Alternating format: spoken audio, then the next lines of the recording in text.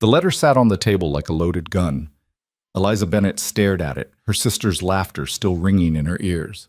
They'd done it as a joke, signed her up as a mail-order bride to some rancher in godforsaken Wyoming. They expected silence, maybe mockery. Instead, he'd said yes. A stranger wanted her, plain, invisible Eliza, the daughter nobody looked at twice. Now she had 72 hours to decide.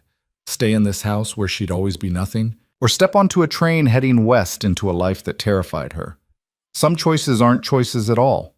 They're escapes. If you're watching this, follow Eliza's journey to the end. Hit that like button and comment what city you're watching from. I want to see how far this story travels. The Bennett farmhouse smelled like burned bread and disappointment. Eliza stood at the kitchen window, hands submerged in dishwater that had gone cold an hour ago, watching her sisters parade across the yard in their Sunday dresses. Caroline, the eldest, had her blonde hair pinned in those elaborate curls that took an hour to set. Margaret wore the blue silk that made her eyes look like summer sky. Even Ruth, barely 17, had that effortless grace that made men trip over their own boots at church socials. Then there was Eliza, 23 years old, brown hair that wouldn't hold a curl if her life depended on it. A face her mother once described as pleasant enough, in the same tone people used for overcooked vegetables. Not ugly, just unremarkable, forgettable. The kind of woman people's eyes slid past on their way to something prettier. "Eliza," her mother's voice cut through the kitchen. "Those dishes won't wash themselves." "Yes, ma'am." She scrubbed at a plate that was already clean, watching through the window as Caroline laughed at something their neighbor's son said. Watched him look at Caroline like she was something precious. Nobody had ever looked at Eliza that way. "She's wool gathering again." That was Margaret's voice, drifting in from the parlor. "Honestly, Mother, what are we going to do with her?" "Hush." Their mother's reply was quieter, but Eliza heard it anyway. She'd gotten good at hearing things she wasn't supposed to. "We'll find her something, a widower perhaps, someone who needs a housekeeper more than a wife." The plate slipped from Eliza's hands, clattering into the basin. She steadied herself against the counter, waiting for the familiar ache in her chest to pass. It didn't. That night, her sisters hatched their plan. Eliza heard them whispering in the bedroom they shared, all four of them crammed into a space meant for two. She kept her eyes closed, breathing steady, pretending sleep while they giggled and schemed. "It's harmless," Caroline insisted. "Just a bit of fun." "But what if someone actually responds?" Ruth sounded uncertain. To Eliza, Margaret's laugh was sharp as broken glass. "Darling, these mail-order advertisements are for desperate men on the frontier. Even they have standards." More laughter. Eliza pulled the thin blanket over her head, trying to block it out. "I still have that newspaper from last month," Caroline continued. "The one with all those advertisements from out west. Cowboys looking for wives." She dropped her voice into a theatrical drawl. "Hard-working rancher seeks respectable woman for marriage. Must be of good character and strong constitution." "Oh, do it!" Margaret clapped her hands. "Can you imagine? Some poor rancher expecting a proper wife and getting our Eliza?" "Caroline, that's cruel." Ruth at least had some conscience. "It's a joke, silly. He won't respond anyway, and if he does, we'll simply tell him there was a mistake. Where's the harm?" The harm was in how easily they did it, how little they thought of her, how completely invisible she'd become in her own family. 3 days later, the letter arrived. Eliza brought in the mail like she did every afternoon, mostly bills and the occasional letter from their aunt in St. Louis. But there, among the usual correspondence, was an envelope addressed in unfamiliar handwriting. Miss Eliza Bennett. Her hands trembled as she turned it over. The return address made her stomach drop. C. Rourke, Wind River Ranch, Wyoming Territory. "What's that?" Caroline appeared at her elbow, too casual, eyes too bright. Eliza's fingers tightened on the envelope. "It's for me." "From Wyoming?" Caroline's voice pitched higher. "Oh, Eliza, you didn't actually—" "Didn't what?" Their mother entered the hallway, Margaret and Ruth trailing behind. The whole family, suddenly very interested in Eliza's mail. "Nothing, Mother." Caroline reached for the letter, but Eliza stepped back. "It's mine." Her voice came out stronger than she expected. She took the letter to the only place she could be alone, the barn, up in the hayloft, where she used to hide as a child. Her hand shook so badly it took 3 tries to open the envelope. The letter inside was written on good paper, the handwriting clean and practical. Miss Bennett, I received your response to my advertisement. I'll be direct, as I expect you prefer the same. I'm 32 years old, owner of the Wind River Ranch in Wyoming Territory. I have a son, age 7. My wife died 3 years ago. I'm not looking for romance. I'm looking for someone capable and sensible to manage my household and help raise my boy. In return, I can offer security, a roof that doesn't leak, and treatment with respect and fairness. The work is hard. The winters are harsh. The nearest town is 12 miles, and it's not much to speak of. But the land is mine, the house is sound, and I pay my debts. If you're willing, I'll send money for the train fare. If you're not, I'll understand and wish you well. Respectfully, Caleb Rourke. Eliza read it 3 times. Then she sat in the hay-scented darkness and cried, not from sadness, but from the overwhelming shock of being seen, even by a stranger, even in such practical terms. Someone had said yes to her. Eliza, her mother's voice echoed across the yard. Where is that girl? She folded the letter carefully and tucked it into her apron pocket. Then she climbed down from the loft and walked back to the house where her sisters were waiting, their faces bright with barely suppressed glee. Well, Margaret demanded, what did it say? You already know what it said. Eliza met Caroline's eyes. Since you sent it, Caroline had the decency to flush. It was just a joke. Yes, I understand. Eliza walked past them into the kitchen. Her hands were still shaking, but her voice stayed steady. He said yes. Silence crashed through the room. What? Their mother's face went pale. The rancher, Mr. Rourke, he accepted my application. She almost laughed at the absurdity of it. He's offering marriage. Absolutely not. Her mother's voice cut like a knife. This has gone too far. Caroline, write to him immediately and explain the mistake. What mistake? The words came out of Eliza's mouth before she could stop them. Her mother blinked. What? What mistake should Caroline explain? Eliza's heart hammered against her ribs, but she kept talking. That her plain sister isn't worthy of even a practical arrangement with a stranger? Eliza, you can't possibly be considering… Why not? Something was cracking open inside her chest, something that had been locked down for 23 years. What exactly am I staying for? To wash dishes until my hands crack? To sleep in a crowded bedroom and listen to you discuss which widower might be desperate enough to take me? How dare you? Her mother's face flushed red. She's having hysterics, Margaret declared. Eliza, be sensible. I am being sensible. Eliza pulled the letter from her pocket, smoothed it on the table. Mr. Rourke is offering exactly what you've all said I should expect, a practical arrangement with someone who needs a housekeeper. The only difference is he's being honest about it. Caroline stepped forward, and for a moment something like guilt flickered across her face. Eliza, I'm sorry. We didn't think… No, you didn't. Eliza looked at her sisters, these beautiful, thoughtless girls who'd never known what it felt like to be invisible. But you've actually done me a favor. You can't go to Wyoming. Ruth's voice was small. You don't know anything about him. I know he was honest in his letter. I know he needs help. And I know… She stopped, swallowed hard. I know that staying here means becoming exactly what you all expect. The maiden aunt. The extra mouth to feed. The daughter nobody wanted. That's not true, her mother said, but the protest was weak. Isn't it? Eliza met her mother's eyes and saw the answer there. Write him back. Tell him I accept. Eliza, Mother, I'm 23 years old. I'm not asking your permission. The words felt strange in her mouth, like speaking a foreign language. I'm telling you my decision. She walked out of the kitchen before anyone could respond, her legs carrying her back to the barn, back to the hayloft, where she finally let herself fall apart. What had she just done? The question circled her mind for the next 3 weeks while preparations were made. Her mother tried, half-heartedly, to talk her out of it. Her sisters oscillated between guilt and fascination. The neighbors whispered behind their hands at church. But the train ticket arrived, along with another letter. Miss Bennett, I've arranged passage for you on the Union Pacific, departing St. Louis on the 15th.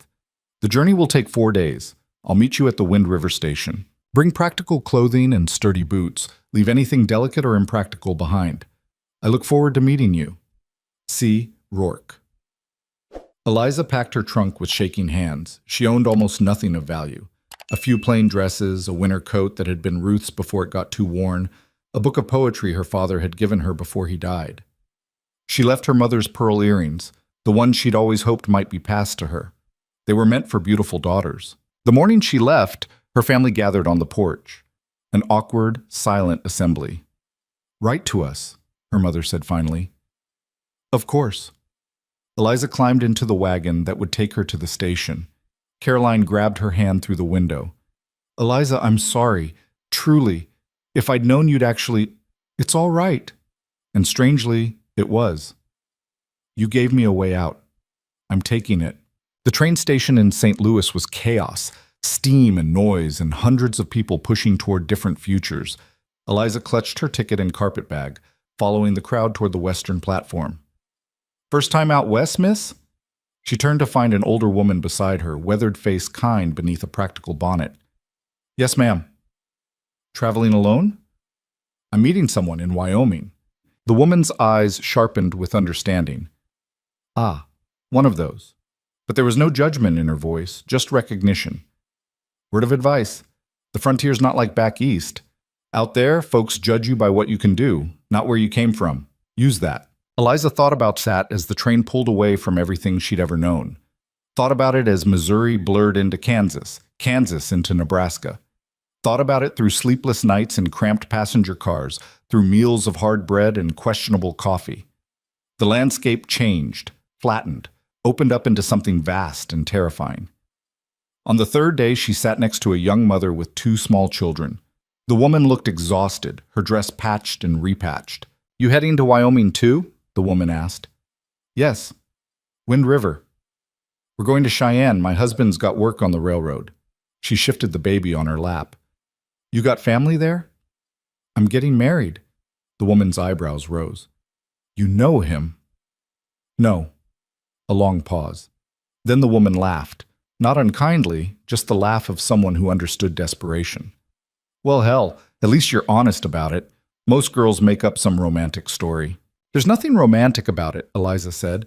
"He needs a housekeeper and a mother for his son. I need a home. That's the arrangement." "Fair enough." The woman studied her. "You look sensible. That'll serve you better than prettiness out here."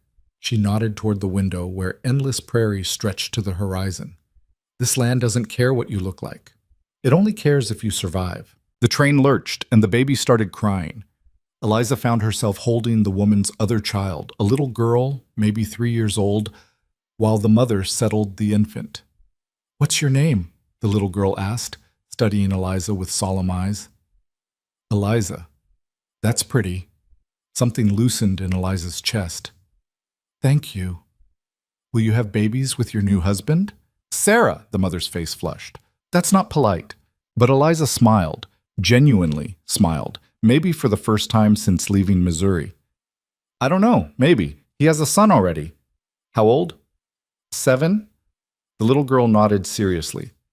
"That's a good age, old enough to help." Out of the mouths of babes. That night, Eliza couldn't sleep. The train rocked and clattered through darkness, carrying her toward a future she couldn't picture. She pressed her forehead against the cold window and let herself imagine worst-case scenarios. Caleb Rourke could be cruel, violent, a drunkard. The son could hate her. The house could be falling apart. The whole thing could be a terrible, irreversible mistake. But even in her darkest imaginings, she couldn't make herself regret leaving. The fourth day dawned clear and brutally cold. Mountains rose in the distance. "The Rockies," the conductor announced. They'd reach Wind River by afternoon. Eliza changed into her best dress, which wasn't saying much, and tried to tame her hair. Failed. Gave up. Stared at her reflection in the train's grimy window and saw what Caleb Rourke would see. A plain, tired woman who looked older than 23. She wondered what he looked like. Wondered if he'd be disappointed. The train slowed. The conductor called out, "Wind River! Next stop, Wind River!" Her stomach twisted. This was real. This was happening. The station was barely a station, just a wooden platform and a small building that looked like a strong wind could knock it over. A handful of people waited on the platform, and Eliza scanned them with rising panic. Which one was he? Then she saw him.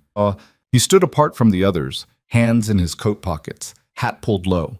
Tall, taller than she expected. Broad-shouldered, maybe 35, though the hard lines of his face made him look older. Dark hair, clean-shaven jaw set in what looked like permanent displeasure. And his eyes, gray as winter, were already locked on her. She knew. Somehow, impossibly. She knew this was Caleb Rourke. The train jolted to a stop. Eliza forced her legs to move, climbing down the steps with her carpet bag clutched in one hand. Her trunk would be unloaded separately. She walked toward him across the platform, aware of every eye watching, every whisper. The train hissed steam behind her like a dragon. He didn't move, just watched her approach with those cold, assessing eyes. She stopped 3 feet away. "Mr. Rourke?" "Miss Bennett." His voice was deep, rougher than she expected. Western. He touched the brim of his hat. "Welcome to Wind River." Up close, she could see the details her mind had missed from the train. The scar cutting through his left eyebrow, the sun-weathered skin, the calluses visible on his hands. This was a man shaped by hard work and harder weather. "Thank you." Her voice came out steadier than she felt. "It's good to finally, your trunk the brown one?" She blinked at the interruption. "Yes?" "I'll get it loaded. Wagon's this way." He turned and walked toward the baggage area without waiting to see if she'd follow. Eliza stood there for a moment, feeling the first crack in whatever romantic notion she'd still been harboring. This wasn't a meeting, it was a transaction. Fine.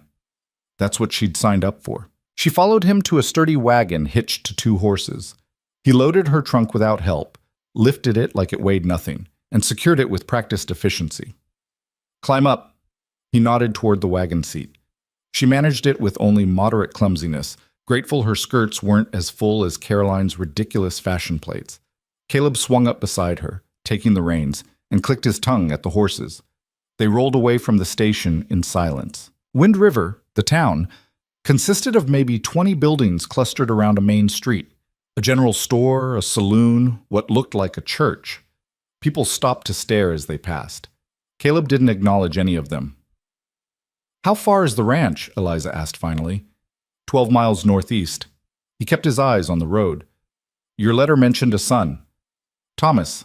He's 7. Stays with my foreman's wife during the day. And at night? With me." He shot her a sideways glance. "That's why you're here." "Right. The arrangement. She was hired help with a fancy title." "What happened to your wife?" She felt him stiffen beside her. "Childbirth. 3 years ago. The baby didn't make it either." "I'm sorry." "It was 3 years ago," he repeated, like that somehow made it matter less. The road climbed into rougher country. Trees gave way to open grassland to rocky outcroppings. The wind picked up, sharp and cold, cutting through Eliza's coat like it wasn't there. "You cold?" Caleb asked. "I'm fine." "There's a blanket behind the seat." She retrieved it, wrapping it around her shoulders. The gesture was practical, not kind. Everything about this man was practical. "You know how to cook?" he asked. "Yes." "Clean?" "Yes." "Handle children?" "I helped raise my younger sisters." He nodded, seemingly satisfied. "The house is clean but needs a woman's touch. Thomas is a good boy but needs structure. Can you provide that?" "I can." "Good." He fell silent again. Eliza studied the landscape, trying to find beauty in it. The mountains were stunning, she supposed, in a harsh, indifferent way. Everything here seemed bigger, emptier, more unforgiving than Missouri. "What do you expect from this marriage?"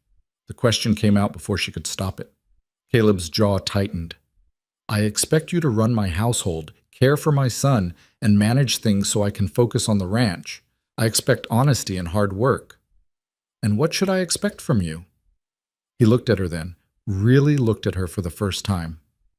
Those gray eyes swept over her face, cataloging and dismissing in one glance. Food on the table, a roof that doesn't leak. No violence, no drinking, no mistreatment. Respect, as much as can be given. He paused.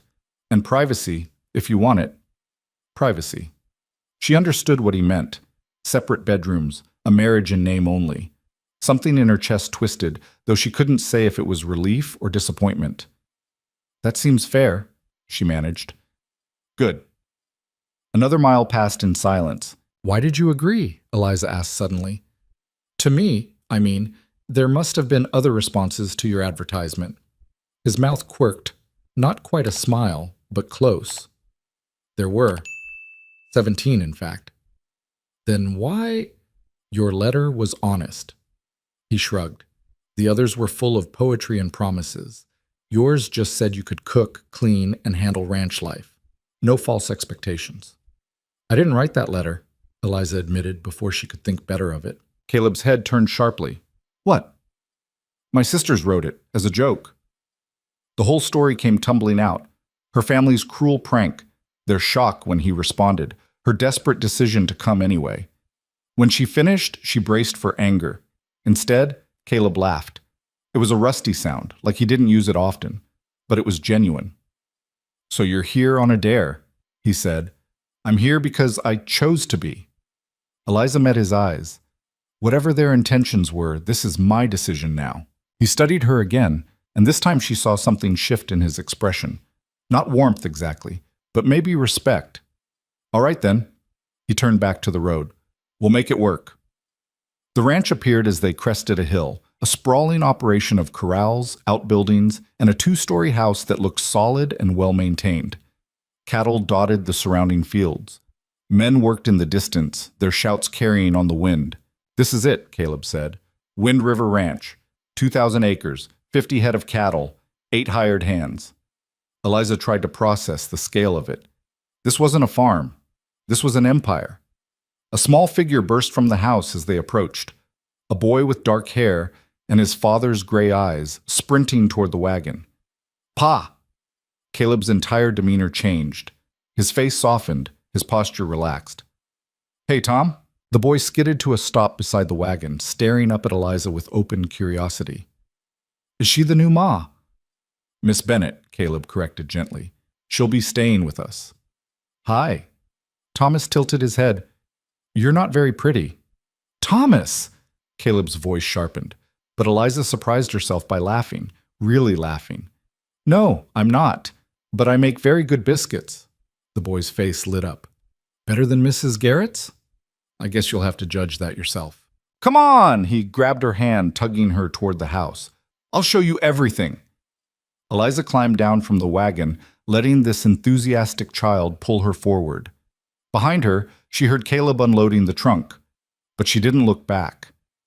The house was bigger inside than it looked. Clean but sparse, functional but cold. No curtains on the windows, no rugs on the floors, no warmth anywhere. It was a house that had forgotten how to be a home. Thomas dragged her from room to room, narrating with the confidence of a tour guide. "This is the kitchen. Pa says it needs better storage. This is the parlor. We never use it. This is my room. I have a magnifying glass. This is—" He stopped at a closed door. "This was my ma's sewing room. We don't go in there." "All right," Eliza said softly. He led her upstairs. "This is Pa's room, and this—" He pushed open another door. "This is yours." The room was small but clean, with a narrow bed, a dresser, and a window overlooking the eastern pasture. Someone, Caleb probably, had left a pitcher of water and fresh linens on the bed. "It's perfect," Eliza said, and meant it. Footsteps on the stairs announced Caleb's arrival. He set her trunk inside the door. "Thomas, let Miss Bennett settle in. Can she make biscuits tonight?" "We'll see." But there was affection in his voice. "Go help Mike with the horses." The boy thunders down the stairs, and then it was just the two of them in this small room. "I'll leave you to unpack," Caleb said. "Supper's usually around 6, kitchen stocked. Make what you want." "All right." He started to leave, then paused. "Miss Bennett?" "Yes?" "Welcome to Wind River." This time, he almost meant it. After he left, Eliza sank onto the bed, staring at the walls of her new room. Her new life. What had she done? But when she looked out the window at the vast Wyoming sky, something in her chest loosened. Out here, nobody knew she was the plain daughter, the overlooked one, the joke. Out here, she could be anything she chose to become. The first biscuits burned. Eliza stood in the kitchen at 5:30 the next morning, staring at the charred remains in the cast iron pan, and wanted to cry. The stove was different from the one back home, hotter, meaner, with a temperament she hadn't figured out yet. She'd woken before dawn, determined to prove herself useful, and instead had produced something that looked like coal. Those don't look like good biscuits. She spun around. Thomas stood in the doorway, still in his nightshirt, hair sticking up at odd angles. No, Eliza admitted. They don't. He patted across the cold floor and peered into the pan. Pa says the stove runs hot. You gotta watch it. I'm learning that. Can you make more? She looked at the boy's hopeful face and felt something shift inside her. Yes, but you have to help me. His eyes went wide. Really? Really? Get dressed first, though. It's freezing. He disappeared in a flash of bare feet and enthusiasm. Eliza scraped the burned biscuits into the slop bucket and started again, this time adjusting the damper like Thomas suggested when he returned, fully dressed and vibrating with importance. Ma used to let me crack the eggs, he said, climbing onto a chair. Your ma was smart. Eliza handed him an egg. Go ahead. He cracked it with excessive force, shell fragments everywhere, but she didn't correct him, just fished out the pieces and let him crack another. They were pulling the second batch from the oven, golden this time, actually edible, when Caleb's boot sounded on the stairs. He stopped in the kitchen doorway, taking in the scene. Thomas covered in flour, Eliza's hair escaping its pins, the counter dusted with cornmeal. We made biscuits, Thomas announced. I helped. Caleb's expression didn't change, but something flickered in those gray eyes. I can see that. The first one's burned, Thomas added cheerfully. But Miss Bennett said that's how you learn. She's right. Caleb moved to the coffee pot, poured himself a cup. You get dressed for school? Not yet? Go. Mike's driving you in 20 minutes.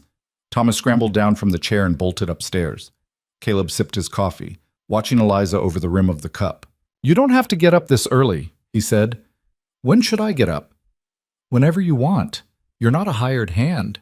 No, I'm your wife. The word still felt strange in her mouth. Wives make breakfast. He set down his cup. We had an agreement.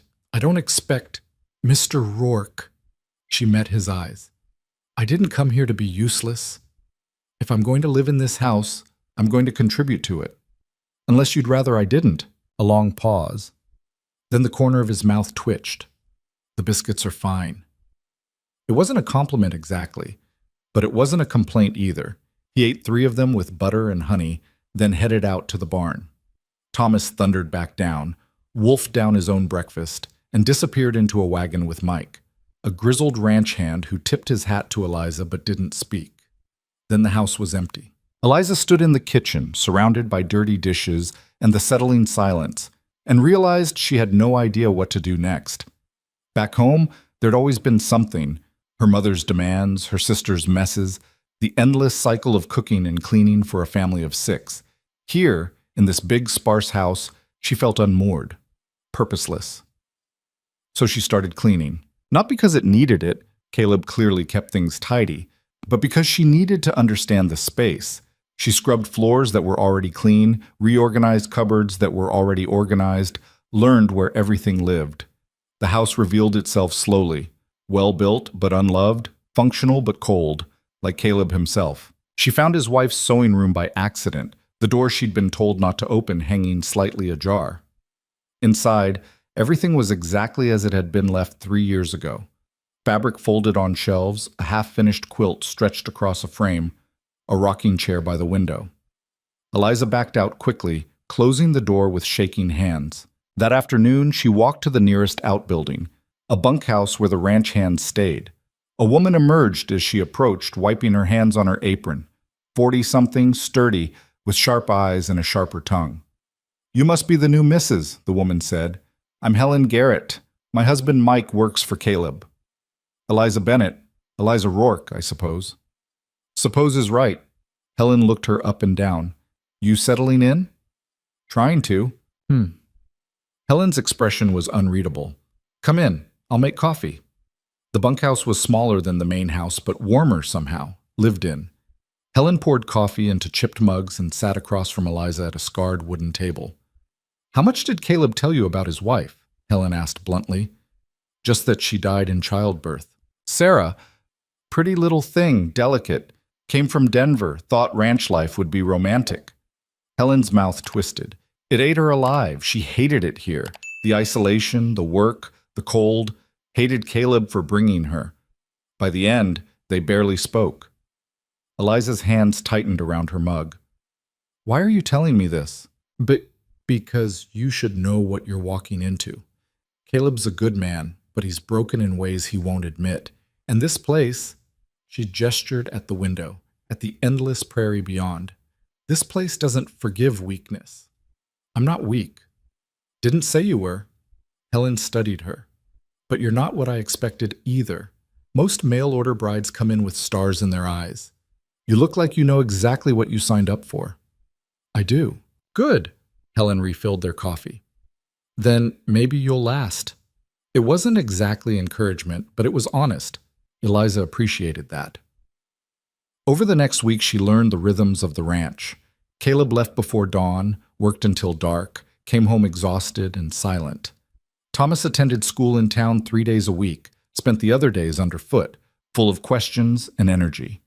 The ranch hands kept their distance, watching her with barely concealed skepticism. She cooked meals that Caleb ate without comment. She cleaned rooms that didn't need cleaning.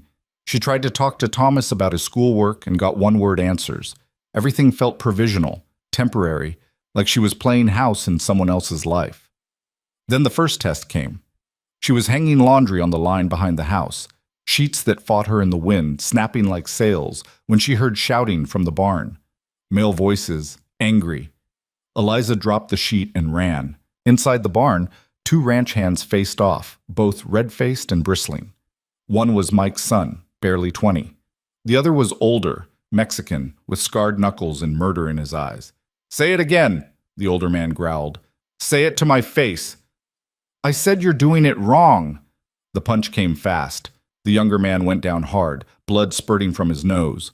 The Mexican advanced, fists raised. "Stop!" Eliza's voice cracked like a whip. Both men froze, turning to stare at her. Mrs. Rourke. The Mexican, his name was Javier, she remembered, straightened. "This doesn't concern you." "You're fighting in my husband's barn. It concerns me." She stepped between them, heart hammering. "What's this about?" "He called me." "I don't care what he called you." She looked at the younger man still on the ground. "Get up. Go to the house. Helen will fix your nose." "I'm not taking orders from your employer's wife?" She raised her eyebrows. "Yes, you are. Go." He went, shooting Javier a poisonous look. Eliza turned to Javier. "And you. If you have a problem with how someone's working, you tell Caleb. You don't use your fists." Javier's jaw worked. "With respect, ma'am, you don't understand how things work here." "Then explain it to me." He blinked, clearly not expecting that. "What?" "Explain what I don't understand. I'm listening." A long pause. Then, grudgingly, "The kid's green, doesn't listen, does things his own way and screws up the work for everyone. So teach him." "I've tried. Try harder." She held his gaze. "You're what, 15 years older than him? More experienced? Then act like it. Fighting him just makes you both look like children." Something shifted in Javier's expression. Not quite respect, but maybe the beginning of it. "Yes, ma'am. Good." She turned to leave, then stopped. "And Javier? Thank you for not hitting him again." "Ma'am? You could have. You were angry enough, but you stopped when I asked. That took control." She left him standing there stunned and walked back to the house on legs that shook so badly she could barely stand. What had she just done? She had no authority here, no right to give orders. She was the mail-order bride, the outsider, the woman nobody wanted. But when Caleb came home that night, Mike was waiting for him on the porch. Eliza listened from the kitchen, hands stilled in dishwater. "Your wife broke up a fight today," Mike said. "Javier and my boy." Silence. Then, "Anyone hurt?" "Just pride." She handled it.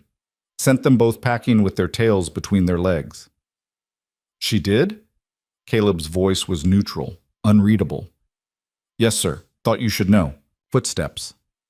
The front door opening. Caleb appeared in the kitchen doorway, still in his work clothes, dusty and tired. Mike says you stopped a fight. Eliza kept washing dishes. They were being stupid. I told them to stop. And they listened? Eventually. He moved into the room, leaned against the counter. You didn't have to do that. They were fighting in your barn. Someone had to. Most women would have run the other way. She looked at him then, meeting those gray eyes. I'm not most women. Something flickered across his face. Surprise, maybe, or reassessment?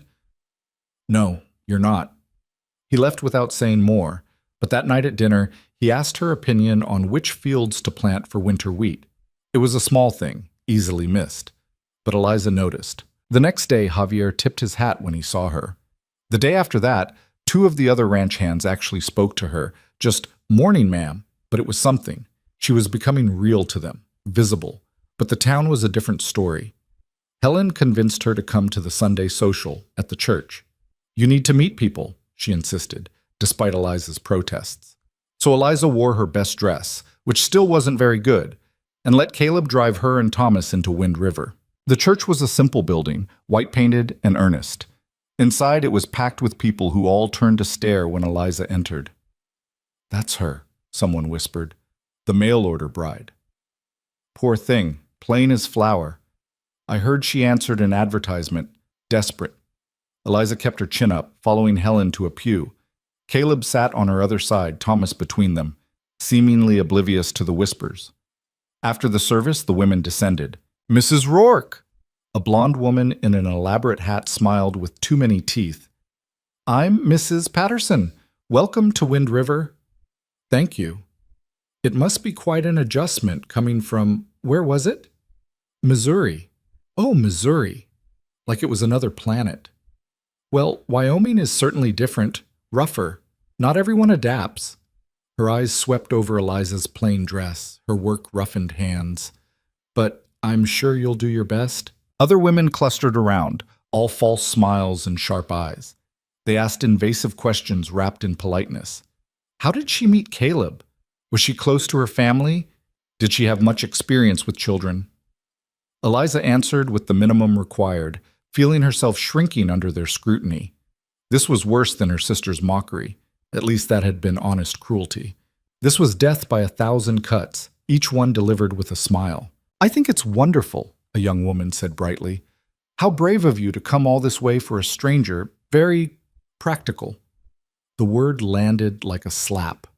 Practical. Not romantic, not desirable, just practical. Eliza excused herself and escaped to the yard where Thomas was playing with other children. She stood in the cold air, trying to breathe through the tightness in her chest. They're all terrible. She turned. A woman stood there, older than Eliza, maybe 40, with graying hair and kind eyes. I'm sorry, Eliza said. The church ladies. They're terrible gossips with nothing better to do than pick apart anyone new. The woman held out her hand. I'm Dr. Margaret Chen. I run the medical practice here. You're a doctor. Surprised? Dr. Chen smiled. Most people are. Chinese woman doctor in Wyoming. I'm the town scandal. Or I was until you showed up. Despite everything, Eliza laughed. I'm Eliza. I know. And I know what they're saying about you. Dr. Chen's expression sobered. Ignore them. Half of them married for money, the other half for land. At least you're honest about your arrangement. Does everyone know? It's a small town. Everyone knows everything. Dr. Chen gestured toward the church. But here's what they don't know, whether you'll last. Sarah didn't. She withered here like a hothouse flower in frost. They're all waiting to see if you'll do the same. I won't. Good. Dr. Chen studied her. You know what I think? I think you're tougher than you look, and this town needs more tough women. It was the first genuine kindness anyone had shown her since Helen's brutal honesty. Eliza felt something loosen in her chest. Thank you. Don't thank me yet. Come by the practice sometime. I could use help with record keeping, and you look like you can read. I can. Then we'll talk. Dr. Chen headed back toward the church, then paused. And Eliza? That dress doesn't do you any favors. Come by my house tomorrow. I have some things that might fit better. She was gone before Eliza could respond. The ride home was quiet. Thomas chattered about his friends, Caleb drove in silence, and Eliza stared at the passing landscape, processing. They were unkind, Caleb said suddenly. Eliza looked at him, surprised. What? The women at church. I saw their faces. His jaw was tight. They were unkind. It's fine. It's not. He clicked his tongue at the horses. Sarah used to come home from those socials in tears. They made her feel small. I'm not Sarah. No. He glanced at her. You're not. They didn't speak again until they reached the ranch. But when Eliza climbed down from the wagon, Caleb caught her arm. What you did yesterday? With Javier and the kid. He cleared his throat. That was good. Smart. The men respect that. Thank you. I mean it. His hand dropped. You're doing well here. Better than, well, you're doing well. It wasn't poetry, but coming from Caleb Rourke, it felt like a victory. That night, after Thomas was in bed, Eliza sat in the kitchen darning socks by lamplight. Caleb came in, poured himself coffee, and sat across from her. Can I ask you something? He said. Of course. Why did you really come here? She set down the sock. I told you, my sisters. I know what your sisters did. I'm asking why you said yes. He leaned forward. You could have refused. Could have stayed in Missouri. Found someone local eventually. Why get on a train to nowhere for a man you'd never met? Eliza thought about lying, making it sound noble or romantic. But Caleb deserved honesty. Because in Missouri, I was invisible, she said quietly. I was the plain daughter, the extra mouth, the one nobody wanted.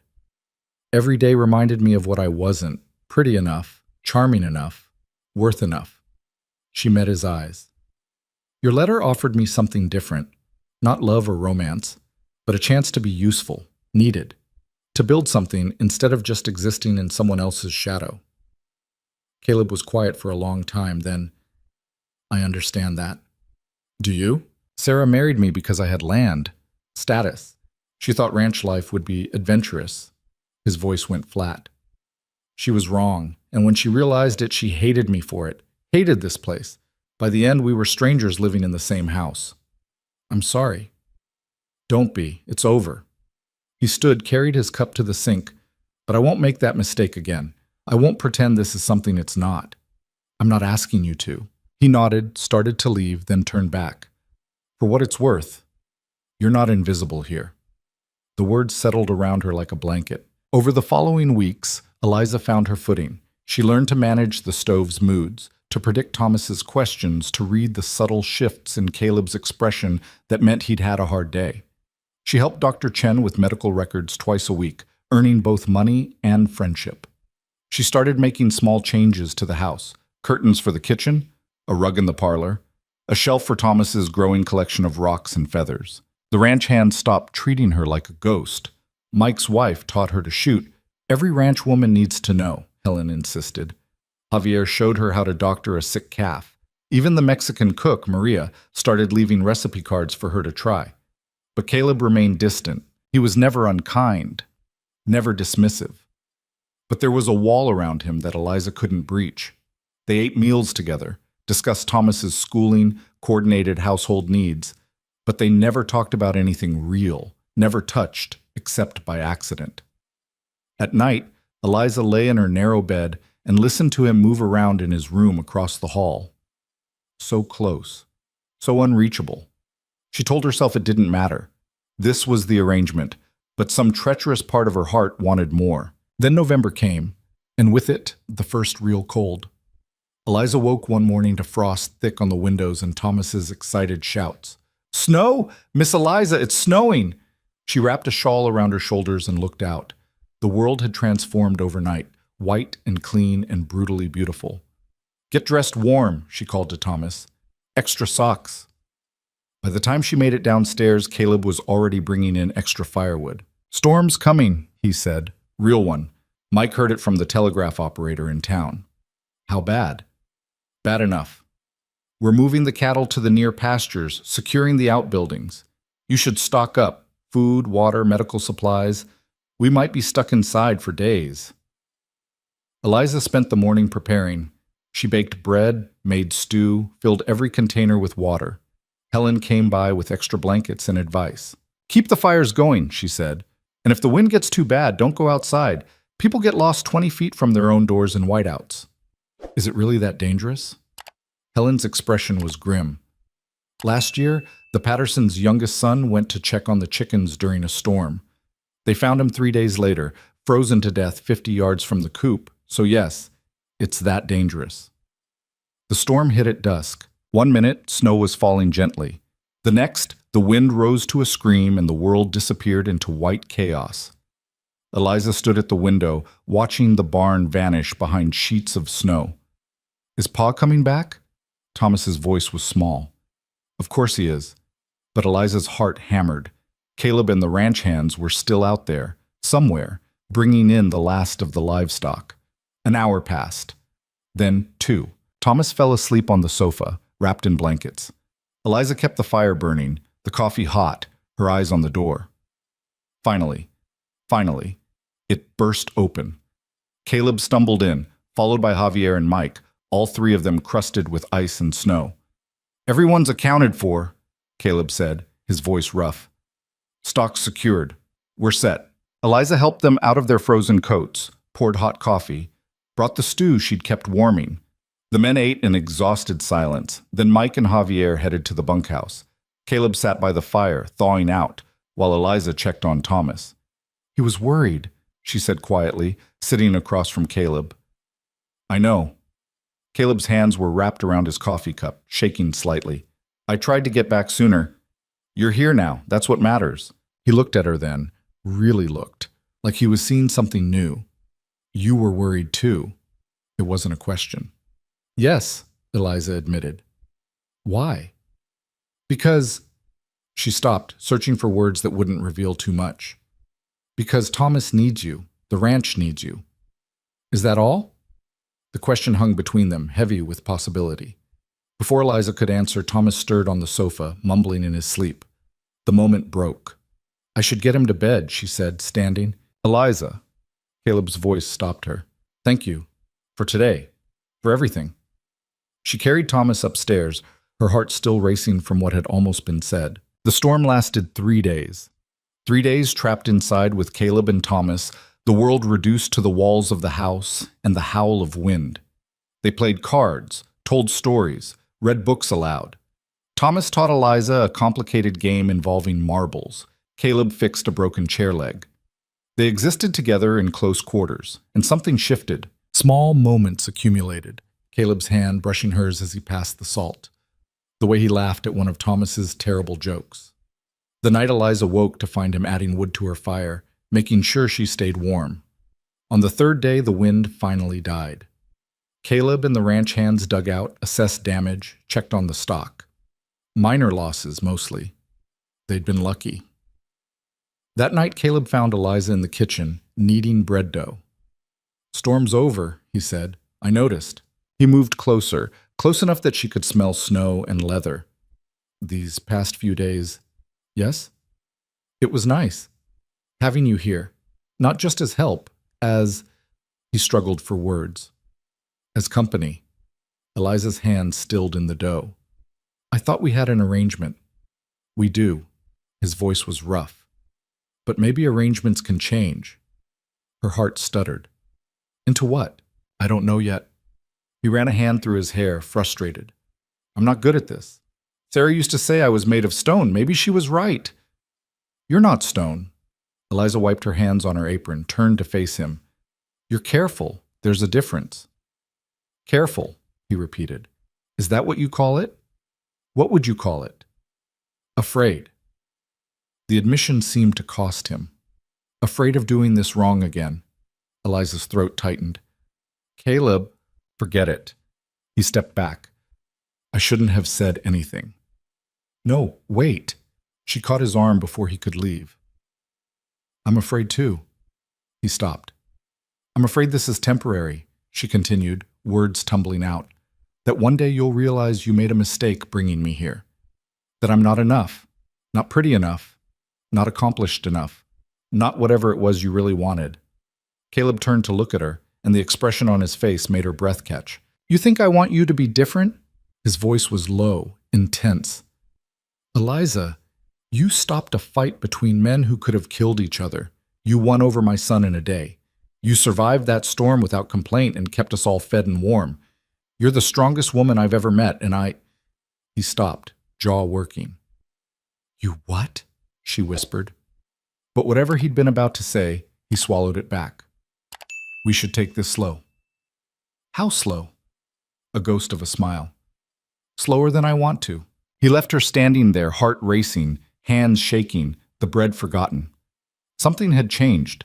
Something fundamental and terrifying and wonderful. The arrangement was becoming something else.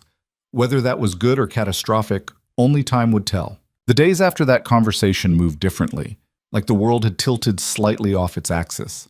Caleb didn't avoid her, but he didn't seek her out either. They existed in a strange limbo, closer than strangers, not quite anything else. December brought colder weather and longer nights. Thomas made paper chains for the holidays, draping them across the parlor while chattering about what he hoped to find under the tree. Eliza threw herself into preparations, baking, cleaning, sewing a new shirt for Thomas from fabric Dr. Chen had given her, and trying not to think about Caleb's unfinished sentence. She was in the kitchen one afternoon, elbow deep in pie dough, when Helen burst through the door without knocking. There's trouble, Helen said, breathless. Patterson's making moves. Eliza wiped her hands. What kind of moves? The land kind. He's been buying up notes from the bank, calling in debts. Got the Morrison Ranch last week, paid half what it was worth. Now he's sniffing around here. Why would he want this ranch? Water rights. The Wind River runs straight through Caleb's land. Patterson's been trying to get control of it for years. Helen's face was grim. He made Sarah miserable back when she was alive. Kept suggesting Caleb sell, kept pointing out how hard ranch life was for her. I think he hoped she'd convince Caleb to give up. But she died. Yes. And Caleb's held on ever since, out of pure stubbornness, if nothing else. Helen grabbed Eliza's shoulders. Listen to me. Patterson's a snake. He'll smile and act friendly, but he's looking for weakness. Don't give him any. I won't. Helen studied her face. You care about this place. It wasn't a question, but Eliza answered anyway. Yes. Good. Because Caleb needs someone in his corner who isn't afraid to fight. Patterson showed up 2 days later. Eliza was hanging laundry when she heard the horse, a fine black gelding that probably cost more than her entire wardrobe. The rider was equally fine, tall, silver-haired, dressed like he was attending a gentleman's club instead of visiting a working ranch. Mrs. Rourke. His smile was all teeth. Harold Patterson. I own the Triple P, south of here. Mr. Patterson. She didn't offer her hand. My husband's out with the stock. Actually, I came to see you. He dismounted, moving closer. I wanted to welcome you properly to the territory. My wife was quite taken with you at church. Liar. His wife had been one of the worst gossips. That's kind, Eliza said neutrally. I also wanted to express my condolences about your situation. Her hand stilled on the clothesline. My situation? Coming all this way only to find yourself on a struggling ranch with a difficult man. His voice dripped false sympathy. It can't be easy. The ranch isn't struggling, isn't it? Patterson's smile sharpened. Caleb lost 12 head last winter. His water rights are being contested by the Simmons family. And between you and me, the bank's getting nervous about his loans. I don't discuss my husband's business with strangers. Of course not. But as a friend, and I hope we can be friends, Mrs. Rourke, I feel obligated to mention that I'd be happy to make Caleb a fair offer. Take this burden off his shoulders. Give him a chance to start fresh somewhere easier. There it was, the real reason for his visit. This ranch isn't for sale, Eliza said. Everything's for sale at the right price. Patterson moved closer, and she smelled expensive cologne mixed with something rotten underneath. A woman like you, educated, sensible, must see how precarious your position is here. One bad winter and you could lose everything. Whereas if Caleb sold to me, you'd have security, maybe even enough to return to civilization. I am civilized, Mr. Patterson, and I'm exactly where I want to be. His expression flickered. Just for a second, the mask slipped, and she saw cold calculation underneath. Then the smile returned. Of course, I meant no offense. He tipped his hat. But the offer stands. When things get difficult, and they will, remember that you have options. He rode off, leaving Eliza standing in the cold yard with her heart hammering. When Caleb came home that night, she told him everything. He listened without interrupting, his face getting harder with each word. When she finished, he was quiet for a long time. "He's right about some of it," Caleb said finally. "The water rights are being contested. The bank's breathing down my neck. Last winter nearly broke us. Then we fight back."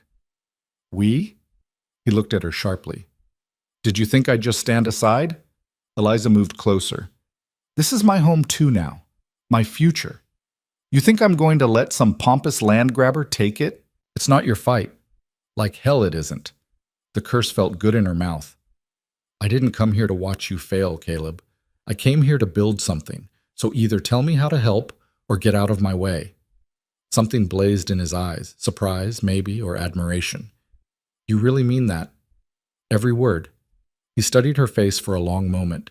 Then, slowly, he smiled. A real smile, the first she'd seen from him. "All right then," he said. "Let's fight." They started that night. Caleb spread maps and documents across the kitchen table. Deeds, water rights claims, loan papers. Eliza had never seen anything like it, but she was good with numbers and better with logic. "The Simmons claim is based on an old survey," Caleb explained. "They say the river's natural course puts it on their land, not mine. But that survey's from 1867, before the channel shifted. Can we prove when it shifted? Maybe, if we can find documentation. What about witnesses? Anyone who's lived here long enough to remember?" Caleb's eyes lit up. "Old Tom Bridger. He's been in these parts since the 50s. Lives up in the hills now, barely comes to town." "Then we need to talk to him." They worked until past midnight, Thomas long asleep upstairs. At some point, Caleb made coffee. At another, their hands brushed over the same document, and neither pulled away immediately. "Why are you doing this?" Caleb asked finally. "I told you." "No, I mean really. You could walk away. Patterson would probably pay your way back to Missouri. You'd be free." Eliza set down her pencil. "I don't want to be free. I want to be here." "Why?" "Because—" She searched for words that wouldn't reveal too much. "Because for the first time in my life, I matter. What I do makes a difference. Thomas needs me. The ranch needs me. You—" She stopped. "I what?" His voice was low, dangerous. "You see me," she whispered. "Not as a burden or a joke or a practical solution. You see me." Caleb reached across the table, his rough hand covering hers. "I see you, Eliza. I've seen you since the day you stepped off that train looking terrified and determined all at once." Her breath caught. "Caleb—" "I'm going to kiss you," he said, "unless you tell me not to." She didn't tell him not to. He stood, moved around the table, pulled her to her feet. His hands framed her face, rough and gentle at once. When his lips met hers, it was nothing like she'd imagined, not smooth or practiced, but real. Hesitant at first, then deeper, like a man remembering how to feel. When they broke apart, both breathing hard, Caleb rested his forehead against hers. "I don't know how to do this," he admitted. "How to let someone in again. Then we'll figure it out together. What if I fail? What if I hurt you? What if you don't?" She pulled back to meet his eyes. "You can't live your whole life afraid of making the same mistakes. Sarah said I was cold, unfeeling, that loving me was like loving stone." Sarah was wrong. Eliza's voice was fierce. "You're not cold, you're careful, and there's nothing wrong with that." He kissed her again, and this time there was less hesitation, more hunger. His hands moved to her waist, pulling her closer, and she felt the solid warmth of him, the steady beat of his heart. A floorboard creaked upstairs. They broke apart, both flushed and breathless. "Thomas," Caleb said, "we should—" "Yes," but he didn't let go of her hand. "Tomorrow. We'll ride up to see old Tom. Together." "Together," Eliza agreed. That night, lying in her bed, she couldn't stop smiling. Something had shifted. Not completely, not perfectly, but undeniably. The wall between them had cracked. The next morning, they left Thomas with Helen and rode into the hills. The terrain got rougher as they climbed, pine trees giving way to scrub brush and exposed rock. Caleb led the way, occasionally pointing out landmarks. "You handle a horse well," he observed. "Helen taught me. Said every ranch woman needs to ride." "Helen's right about most things." He glanced back at her. "How are you doing? It's a hard ride." "I'm fine." And she was. The cold air felt good, the movement exhilarating. This was so far from Missouri it might as well be another world. They found Old Tom's cabin in a protected valley, smoke rising from the chimney. The man who emerged was ancient, weathered like old leather, with sharp eyes that missed nothing. "Caleb Rourke," Tom said, "and you brought company." "My wife, Eliza." "Wife?" Tom's eyebrows rose. "Heard you got married. Didn't believe it." He studied Eliza. "You're not Sarah." "No, sir." "Good. That girl was pretty but useless. You look like you might survive a Wyoming winter." He gestured to the cabin. "Come in. Tell me why you're really here." Inside, over bitter coffee, Caleb explained about the Simmons claim and Patterson's circling. Tom listened, nodding occasionally. "The Simmons are fools. That river's been on your land for 30 years at least. I remember when it shifted. Big storm in '56 changed the whole drainage. Before that, it ran south through what's now Patterson's property." "Can you testify to that?" Eliza asked. "In court? Against the Simmons and Patterson both?" Tom laughed. "Girl, I'd be dead before the trial ended. Those men don't play fair." "Then we need documentation," Caleb said. "Old surveys, maps, anything." "There might be something." Tom stood, moving to a battered trunk in the corner. "I did some surveying work back then, kept copies." He rummaged through papers yellow with age. "Here, map from 1855 showing the original river course. And here, notes from the Army Corps about the flood damage in '56. Eliza's heart leaped. "This is perfect. If it holds up in court." Tom handed over the documents. "But you're fighting powerful men, Caleb, Patterson especially. He doesn't like losing." "Let him not like it," Caleb said grimly. "I'm not giving up my land." They rode back as dusk was falling, the documents safely wrapped in oilcloth. Eliza's mind was already working through the next steps, filing the evidence, finding a lawyer, building their case. "You're good at this," Caleb said suddenly. "At what?" "Strategy, problem solving. Sarah used to panic when things got difficult. You get focused." "Panic doesn't help anything." "No." He slowed his horse, waiting for her to draw alongside. "Eliza, about last night, don't." She cut him off, then softened her voice. "Don't apologize or take it back, please." "I wasn't going to." His eyes found hers. "I was going to say we should probably talk about what happens next." "What do you want to happen?" "I want—" He stopped, jaw working. "I want things I didn't think I'd want again. Things that scare the hell out of me." "Like what?" "Like waking up next to someone who gives a damn if I come home.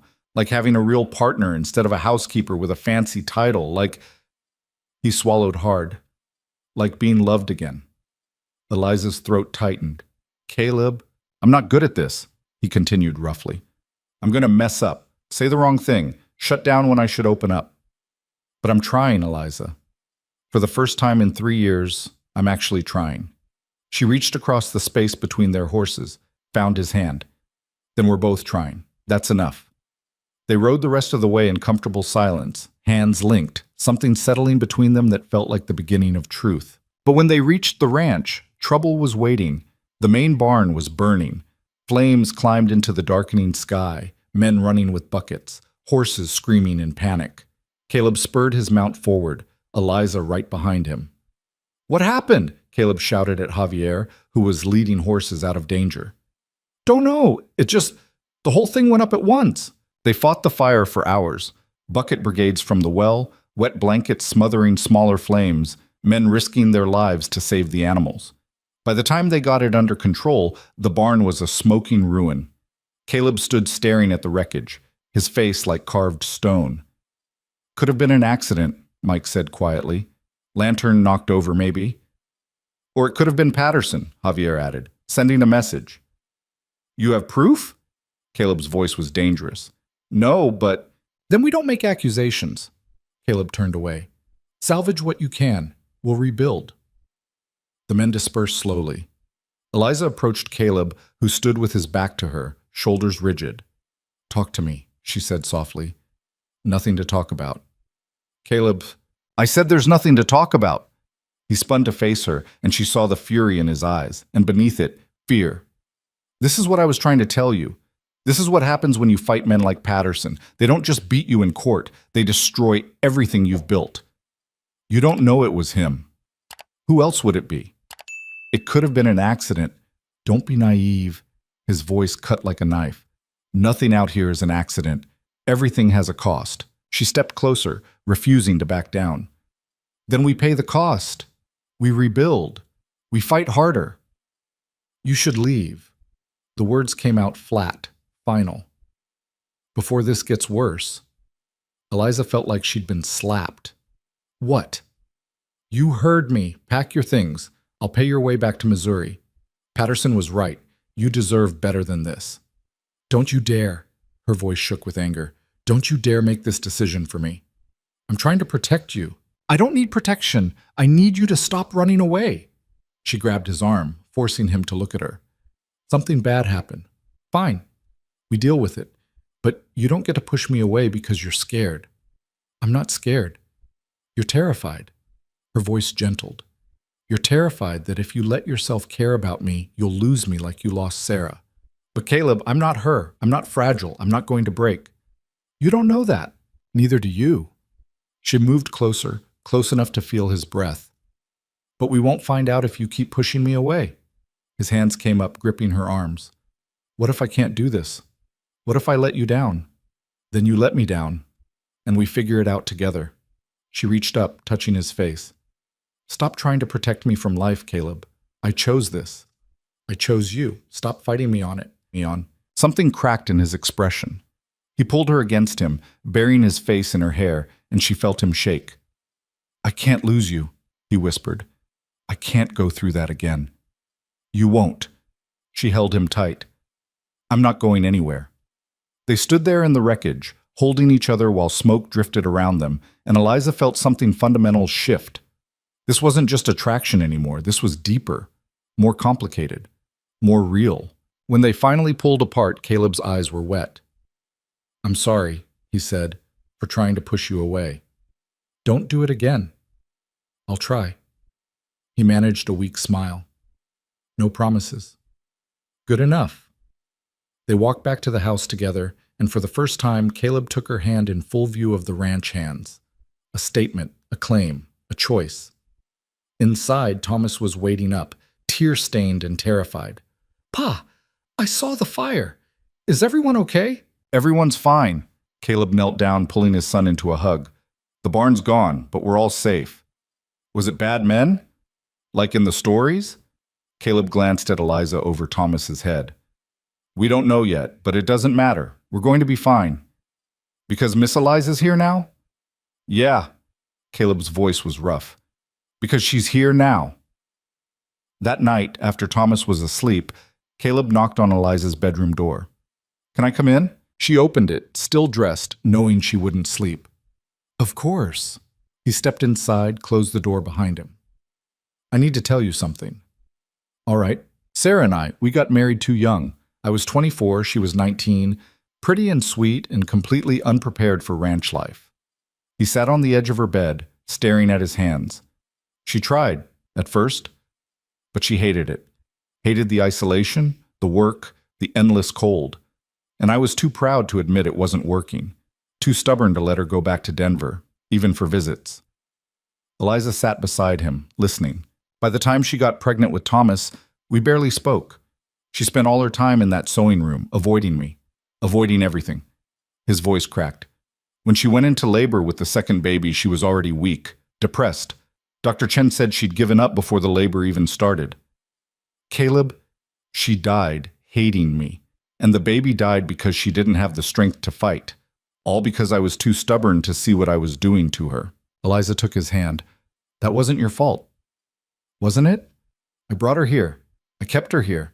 I chose the ranch over her happiness. You can't know that's what killed her. Childbirth is dangerous.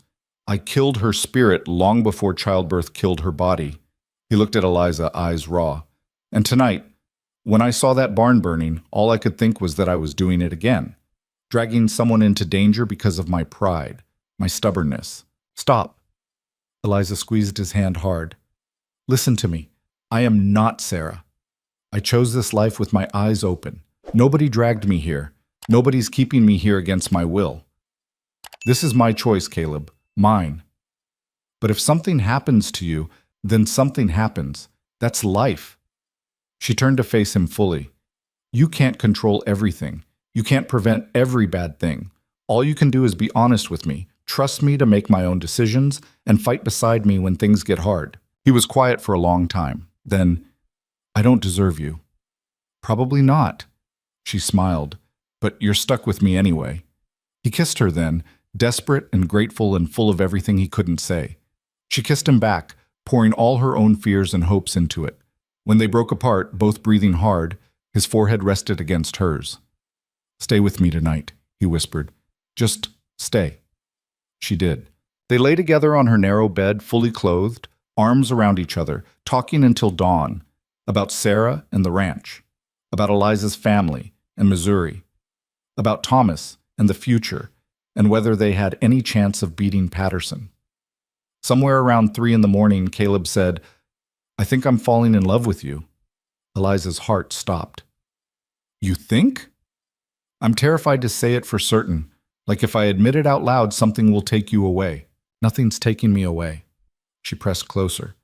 And for what it's worth, I'm falling too. His arms tightened around her. God help us both. No. She smiled against his chest. We help each other. That's how this works. When morning came, they were still tangled together, both exhausted and somehow more rested than they'd been in years. The sound of Thomas's feet on the stairs made them spring apart, laughing like guilty children. I should... Caleb gestured at the door. Yes? But Eliza caught his hand before he could leave. Tonight? Tonight, he promised. The next weeks were a strange combination of crisis and joy. During the days, they fought Patterson's machinations, filing their evidence, hiring a lawyer from Cheyenne, rallying support from other ranchers who'd been squeezed by the land baron. During the nights, they fell into each other with the desperation of people who'd been alone too long. They were careful around Thomas, maintaining separate rooms, but the boy wasn't stupid. He started calling Eliza Ma without anyone telling him to. Started holding both their hands when they walked. Started smiling more, laughing more, the way children do when the adults around them are happy. The court date was set for late January. In the meantime, winter closed in hard. The second storm hit right after Christmas, bigger than the first, and this time Eliza wasn't scared. She was prepared. They weathered it together, the three of them, plus the ranch hands in the bunkhouse, all hunkered down while the world outside tried to kill them. And when it passed, when they dug out into a world made of white silence, Eliza felt something settle in her chest. She was home. Really, truly home. On New Year's Eve, after Thomas was asleep, Caleb found her in the kitchen. Come with me, he said. He led her to Sarah's old sewing room, the room that had been locked since Eliza arrived. Inside, he'd cleared everything out. The fabric, the rocking chair, the half-finished quilt, all of it gone. I should have done this years ago, he said quietly. But I was holding on to something that didn't exist anymore. Caleb, I'm letting her go, Eliza. Not forgetting, but letting go. He turned to her. Because I want to make room for something new. For us. She couldn't speak past the lump in her throat. He pulled a small box from his pocket. Inside was a simple gold ring. It was my grandmother's, not fancy, but it's real. He took her hand. Eliza Rourke, will you marry me? Actually marry me. Not an arrangement, not a transaction, a real marriage. We're already married, she managed. In name, I'm asking for more than that. His eyes searched hers. I'm asking for everything. Your heart, your trust, your future. Will you give them to me? Yes. The word came out choked with tears. Yes, you stubborn, impossible man. Yes. He slipped the ring on her finger, and it fit perfectly. Then he kissed her, and outside the wind howled, but inside they were warm.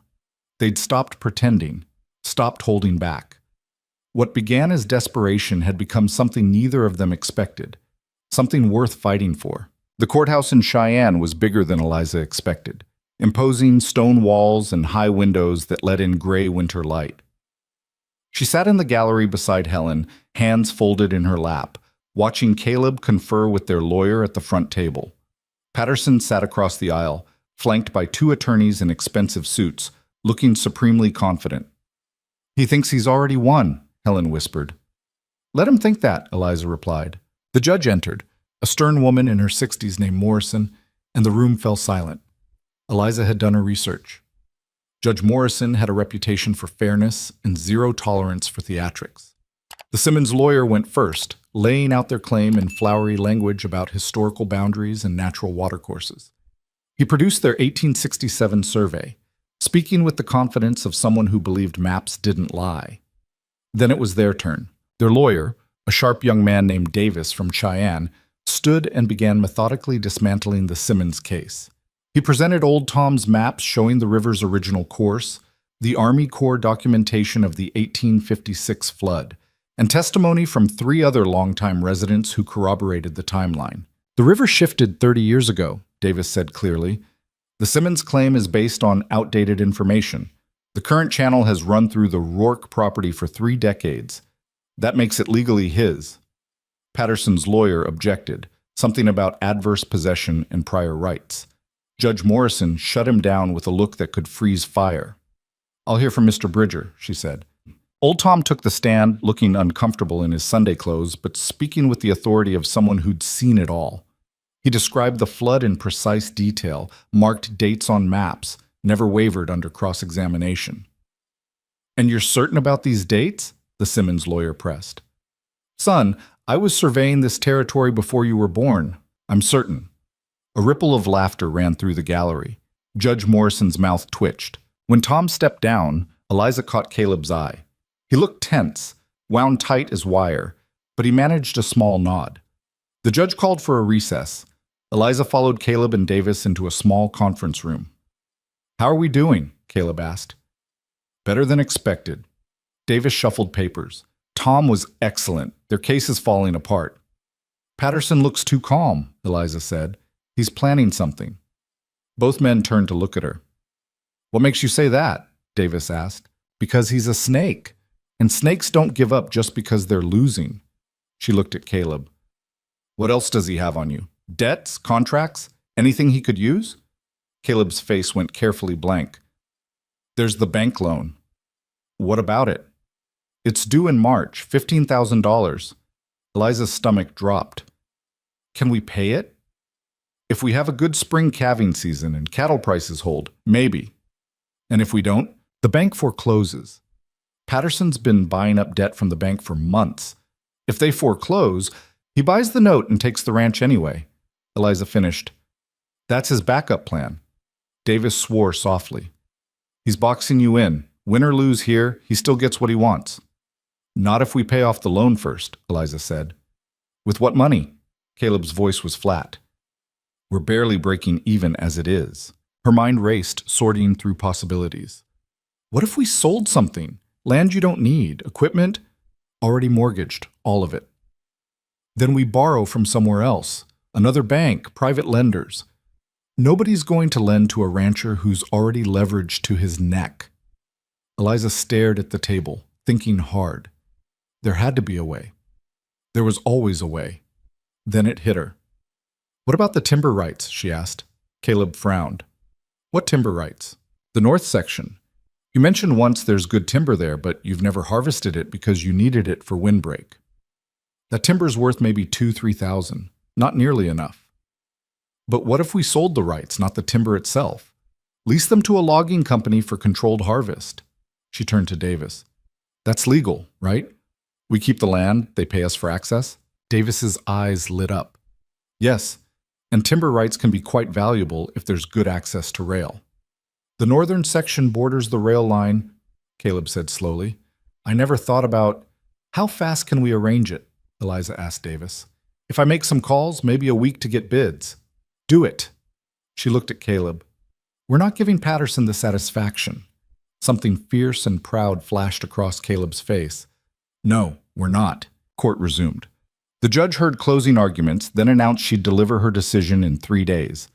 They filed out into the cold afternoon, and Eliza saw Patterson watching them from across the courthouse steps. He approached with that snake oil smile. "Rourke, Mrs. Rourke, hell of a case you put on." "Thank you," Caleb said neutrally. "Of course, even if you win, there's still the matter of that bank loan." Patterson's smile widened. "March is coming faster than you think." "We'll manage," Eliza said before Caleb could respond. "Will you?" Patterson's eyes moved over her, assessing and dismissing. "You're a clever woman, Mrs. Rourke. Cleverer than poor Sarah, certainly, but cleverness doesn't pay bills." "No," Eliza agreed, "but it finds solutions. You should remember that." She took Caleb's arm and walked away, feeling Patterson's eyes on her back. On the train ride home, Caleb was quiet. Eliza sat beside him, watching snow-covered landscape roll past, thinking through numbers and possibilities. "You didn't have to do that," Caleb said finally. "Do what?"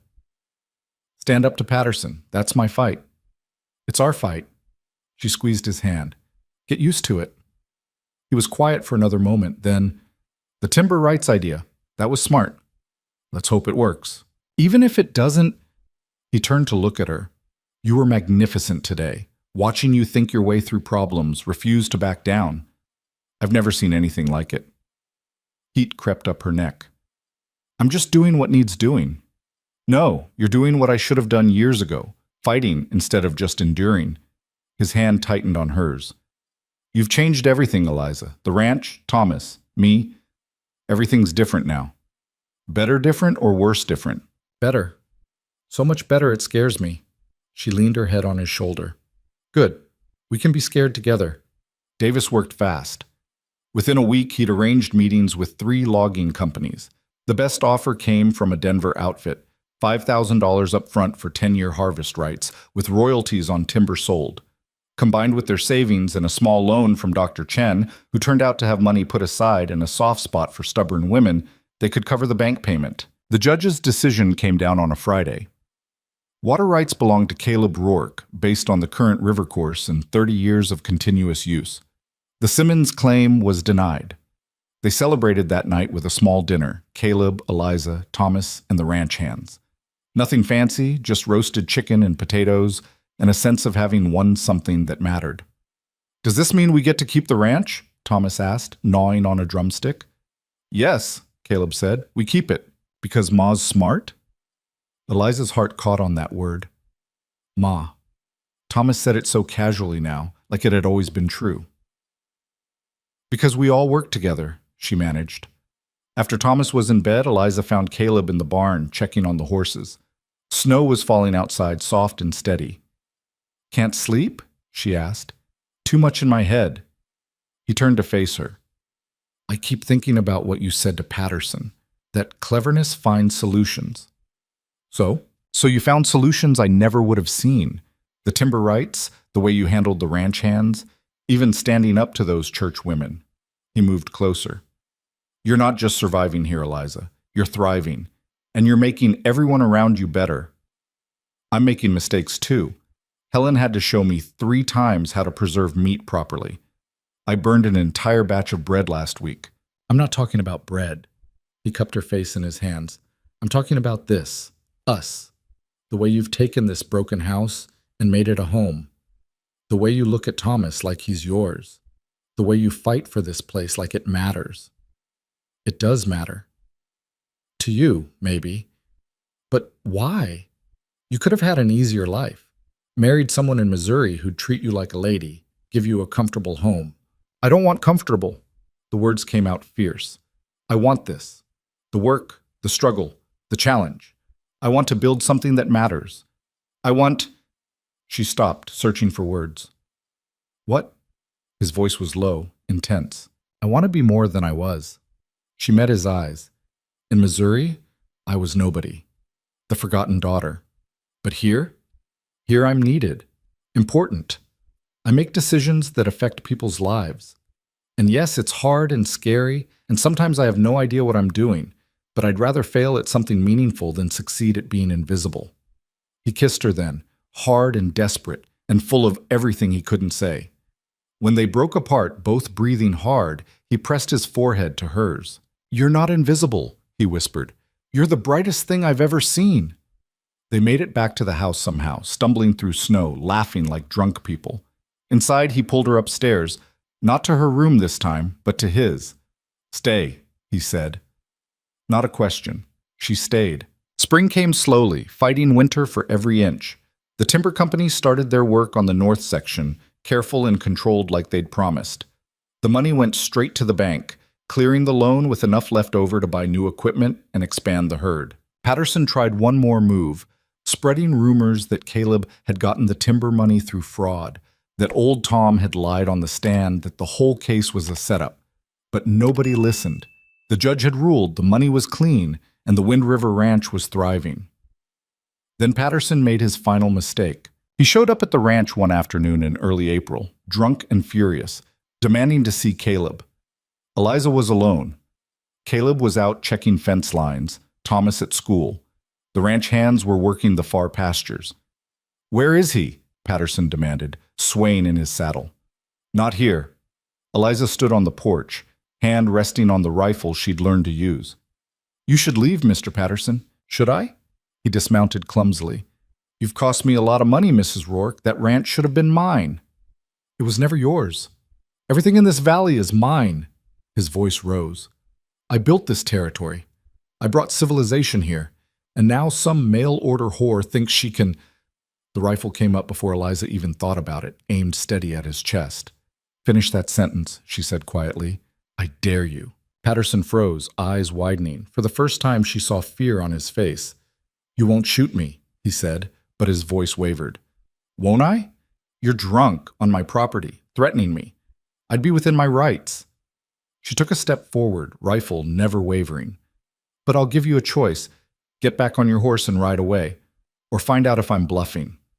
A long, tense moment. Then Patterson backed toward his horse, hands raised. "This isn't over," he said. "Yes, it is." Eliza's voice was steel.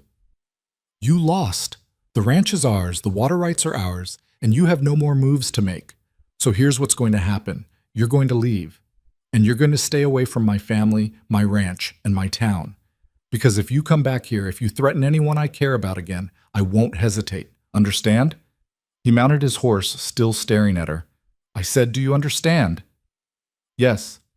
The word came out strangled. "Good. Now get off my land." He rode away at a gallop. Eliza stood on the porch, rifle still raised, until he disappeared over the hill. Then her legs gave out, and she sat down hard, shaking. That was how Caleb found her 20 minutes later, sitting on the porch steps, rifle across her knees, crying and laughing at the same time. "What happened?" He was off his horse before it stopped moving, kneeling beside her. "Eliza, what?" She told him everything, watched his face go from concern to fury to something like awe. "You held him at gunpoint," he said. "Yes." "And threatened to shoot him?" "Yes." "Would you have done it?" She thought about that. "I don't know. Maybe. If he'd tried to hurt me, yes, absolutely." Caleb started laughing, great booming laughs that echoed across the yard. "You're insane, you know that?" "Probably." He pulled her to her feet, rifle and all, and kissed her hard. "You're also the most magnificent woman I've ever met." I was terrified. Didn't look it. He took the rifle, checked the safety, leaned it against the porch rail. "Patterson won't bother us again. You scared him worse than any court ruling could." "How do you know?" "Because you showed him you're not afraid, and men like him only understand power." He cupped her face. "You're powerful, Eliza Rourke, more than you know." Word spread fast. By Sunday, everyone in Wind River had heard about the confrontation. The church ladies who'd whispered about Eliza now whispered with grudging respect. The ranch hands started calling her boss lady when they thought she couldn't hear. Even the men who'd ignored her before tipped their hats when she came to town. Dr. Chen found her at the general store, grinning like a cat. "I heard you faced down Patterson with a rifle." "News travels fast. In this town, always." Dr. Chen's smile softened. "I also heard you didn't shoot him. That took more strength than pulling the trigger would have." "I wanted to," Eliza admitted. "Of course you did. He's a bastard. But you made the right choice." She squeezed Eliza's arm. You're good for this place. Good for Caleb. Good for all of us. At home, things shifted in quieter ways. Thomas started asking Eliza's opinion on everything: what to wear, how to handle a bully at school, whether a rock he'd found was special. Caleb deferred to her on household decisions, ranch finances, even hiring choices. You're better at reading people than I am, he admitted one night over the account books. I'm really not. You are. You saw through Patterson from the start, knew exactly how to handle Javier and the kid, even figured out which logging company to trust. He looked at her over the ledger. I used to make all these decisions alone. Now I wait to hear what you think, because your judgment's better than mine. That's not true. It is. He reached across the table, taking her hand. You see things I miss. Connections, possibilities, problems before they happen. This ranch is better because of you. I'm better because of you. Heat crept up her neck. You were doing fine before I got here. I was surviving. There's a difference. He squeezed her hand. I love you, Eliza. I don't say it enough, but I do. You've changed everything. I love you too. The words still felt new in her mouth, precious. Even when you're stubborn and impossible. Especially then? Especially then. May brought warmer weather and new calves. The herd was growing, the ranch was profitable, and for the first time in years, Caleb looked at the future without fear. One afternoon, Eliza was in the garden. Another project she'd started, turning a patch of bare ground into something useful, when a wagon rolled up the drive. She didn't recognize the driver until he got closer. Her stomach dropped. It was James, her mother's hired man from Missouri. She stood slowly, dirt on her hands, heart hammering. James? Miss Eliza. He climbed down from the wagon, hat in hands. Your mother sent me. It's your sister, Caroline. Fear shot through her. What happened? She's ill. Real bad. Started as a cough, turned into something worse. Doctor says it's pneumonia. James's face was grim. Your mother's asking if you could come home. Just for a bit. Caroline's been asking for you. Eliza's mind spun. Caroline. Her beautiful, thoughtless sister who'd started this whole mess with her cruel joke. She should feel satisfaction. Justice. Instead, she felt sick. How long does she have? The question came out flat. Doctor doesn't know. Could be days. Could be weeks. James shifted uncomfortably. Your mother said to tell you she's sorry for everything. She wants to make things right. After all this time, now she's sorry? People change when death comes knocking. James met her eyes. I'm not saying you should go, just delivering the message. Caleb appeared from the barn, taking in the scene. What's going on? Eliza explained quickly.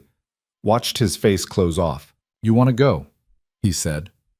Not a question. I don't know what I want. She looked at her hands, at the garden she'd been planting, at the life she'd built. Part of me thinks they don't deserve anything from me, after everything they did, but she's your sister. Yes. Caleb was quiet for a moment, then, I'll come with you. What? You think I'm letting you face them alone? He moved closer. We'll go together, take Thomas, make a trip of it. You can see your family, and I can show them exactly what they gave up when they mocked you. Something fierce and grateful swelled in Eliza's chest. You'd do that? You're my wife. Where you go, I go. He turned to James. When does she need to leave? Soon as possible. We'll catch the train tomorrow. The journey east felt surreal, retracing the route Eliza had taken 8 months ago, but in reverse. Everything looked different now, smaller, less intimidating. She was different too. Thomas pressed his face to the train window, asking endless questions. Caleb sat beside Eliza, solid and steady, hand linked with hers. You nervous? He asked. Terrified, she admitted. Good, me too. Why are you nervous? Because I'm about to meet the people who hurt you, and I'm trying real hard not to say something that'll make it worse. She squeezed his hand. Just be yourself. That's enough. Missouri was greener than she remembered, softer. The train pulled into the familiar station, and Eliza's heart clenched. James met them with the wagon, and they rode toward the farmhouse in silence. It looked exactly the same, but also completely different, like seeing a childhood home through adult eyes. Her mother waited on the porch, older, grayer, smaller somehow. Her eyes widened when she saw Eliza climb down from the wagon, Caleb beside her, Thomas holding both their hands. "Eliza?" Her mother's voice cracked. "You came. You asked me to." Eliza stopped at the bottom of the porch steps, not ready to go closer. "How is she?" "Weak, sleeping most of the time." Her mother's eyes moved over Caleb, assessing. "You must be Mr. Rourke." "Ma'am." Caleb's voice was cool, polite. "And this is Thomas, my son." Caleb's hand rested on the boy's shoulder. "Your grandson, I suppose." Her mother's face crumpled slightly at that. "Won't you come inside? All of you?" The house was smaller than Eliza remembered, darker. She stood in the parlor that had once seemed so fine and saw the worn furniture, the faded curtains, the genteel poverty her family had been hiding. Margaret appeared from the kitchen, stopping short when she saw them. "Eliza, you came?" "Where's Caroline?" "Upstairs." "But Eliza, you should know, she looks bad. Real bad." Eliza climbed the stairs to the bedroom she'd shared with her sisters. Caroline lay in the bed they'd once fought over, pale and thin, breathing shallow. Ruth sat beside her, looking exhausted. "Eliza," Ruth whispered. "Thank heaven." Caroline's eyes opened. It took her a moment to focus. "Liza." "I'm here." Eliza moved to the bedside, taking her sister's hand. It felt like bird bones, fragile and light. "I'm sorry." Caroline's voice was barely audible. "For everything. The advertisement, the jokes, the way we treated you. I'm so sorry." "Hush. Save your strength." "No, I need to say it." Caroline's grip tightened. "You were right to leave. Right to choose your own life. I was jealous, I think. Jealous that you had the courage to go." Tears burned Eliza's eyes. "You can still go. Get better and go wherever you want." "Maybe," but they both heard the lie. Eliza stayed by Caroline's side for 2 days, reading to her, holding her hand, talking about Wyoming and the ranch and this life she'd built. Her mother and sisters hovered, shocked into silence by the transformation. Not in Eliza's appearance, which was still plain, but in her bearing. She carried herself differently now, spoke with authority, commanded space. On the 3rd day, Caleb found Eliza in the garden. "Your mother wants to talk to you," he said. They gathered in the parlor, Eliza, her mother, Margaret, and Ruth. Caroline was sleeping upstairs, Thomas with Caleb in the yard. "I owe you an apology," her mother began. "A real one, for treating you like you didn't matter, like you were less than your sisters." "You did treat me that way," Eliza said quietly. "I know." Her mother's hands twisted in her lap. "And I was wrong. You were never less. I just didn't see your strength because it wasn't the kind I understood." Margaret spoke up, surprising everyone. "You were always the smartest of us, the most capable. We mocked you because it was easier than admitting we were jealous." "Jealous?" Eliza laughed, but without humor. "Of what?" "Of how little you needed anyone else. How you could just decide to leave and actually do it." Ruth's voice was soft. "We're all still here, doing exactly what we've always done. You're the only one who changed anything." Eliza looked at her sisters, these beautiful women who'd once seemed like everything she could never be, and saw them clearly for the first time. They weren't happy. They'd never been happy. They'd just been better at pretending. "I don't need your apologies," she said finally, "but I'll accept them anyway, because holding on to anger takes too much energy." Her mother stood, crossed to Eliza, and pulled her into a fierce hug. "I'm proud of you. I should have said it years ago, but I'm saying it now. I'm so proud of who you've become." Eliza let herself be held, feeling something old and painful finally release. Caroline died 3 days later, peacefully, with her family around her. They buried her in the family plot, and Eliza stood at the graveside thinking about cruelty and forgiveness and how complicated love could be. At the train station, saying goodbye, her mother pressed a small bag into Eliza's hands. "What's this?" "The pearl earrings, the ones I wouldn't give you before." Her mother's eyes were wet. "They're yours now. They were always meant to be yours." Eliza looked at the pearls. Beautiful, useless things she'd once wanted so badly. Now they just seem sad. Keep them, she said gently. Give them to Margaret or Ruth. I don't need them anymore. On the train heading west, Thomas asleep against her shoulder, Caleb's hand in hers, Eliza watched Missouri disappear behind them and felt nothing but relief. You all right? Caleb asked. Yes, actually I am. She leaned into him. I made peace with it. All of it. And now I'm ready to go home. To Wyoming? To our life, she smiled. To everything we're building together. He kissed her temple. Then let's go build it. Wyoming greeted them with a late spring storm. Snow mixed with rain, wind that rattled the train windows. Thomas pressed his face to the glass, excited to be home, while Eliza watched the familiar landscape emerge from the gray weather and felt something settle deep in her bones. This was home. Not the place she'd left, but the place she'd chosen. Mike met them at the station with the wagon, his weathered face creasing into something almost like a smile when he saw them. Good trip? He asked, loading their bags. Long, Caleb said. How are things here? Ran smooth. Javier handled the calving. Only lost 2. Mike glanced at Eliza. Helen's been asking after you. Said to tell you the women's meeting is Tuesday if you're back in time. Eliza blinked. The women's meeting? Church ladies. They want you on the planning committee for the summer social. Mike's expression was carefully neutral. Helen said to tell you it's not a request. A year ago, those same women had whispered about her behind their hands. Now they wanted her on committees. The irony wasn't lost on Eliza. The ranch looked different as they crested the final hill. The new barn stood where the old one had burned, bigger, better built. The house had fresh paint. Even the fence lines looked straighter, more permanent. We made some improvements while you were gone, Caleb said, watching her face. Hope you don't mind. Why would I mind?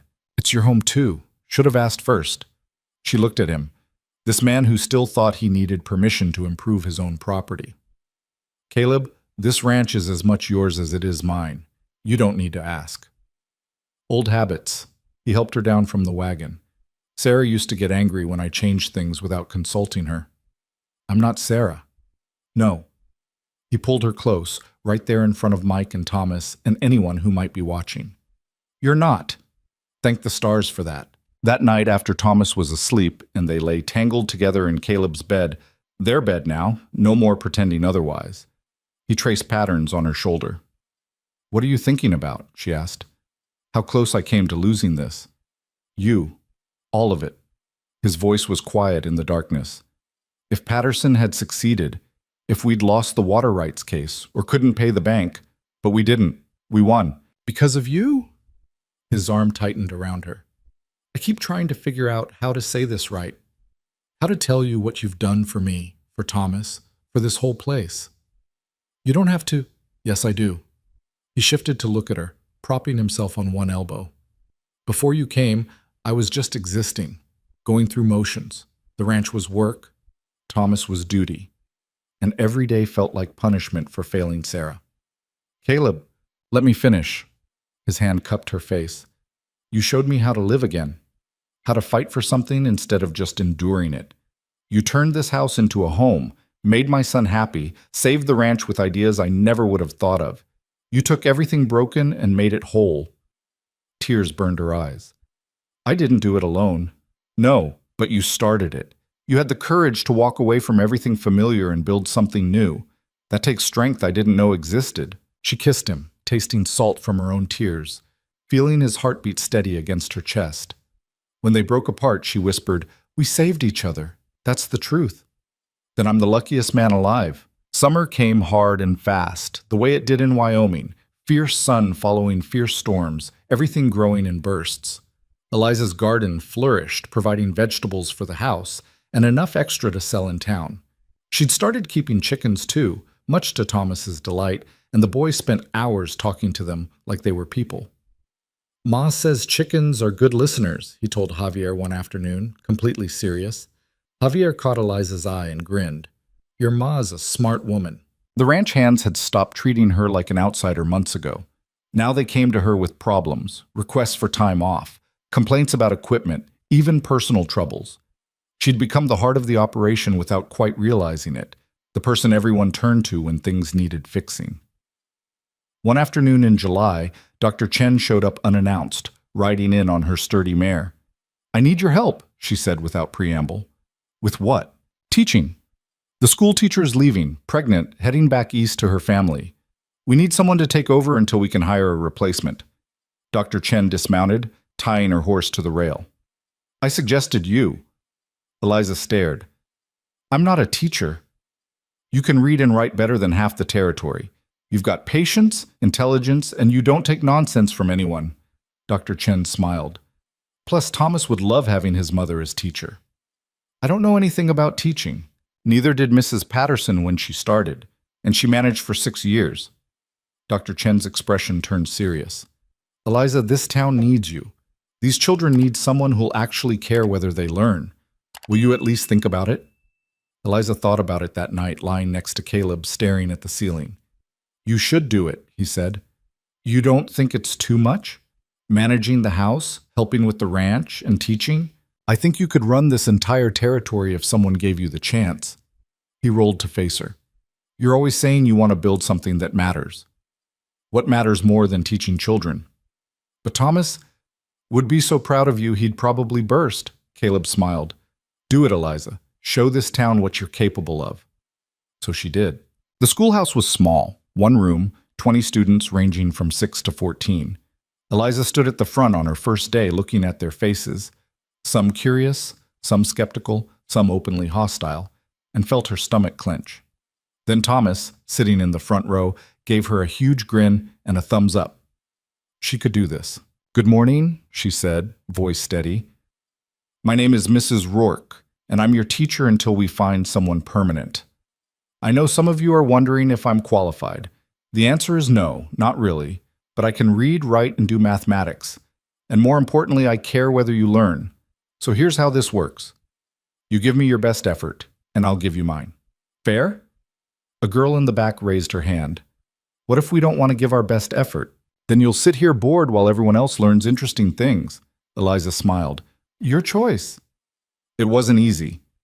Some days the older boys tested her, pushing boundaries until she had to pull out the same steel spine she'd used on Patterson.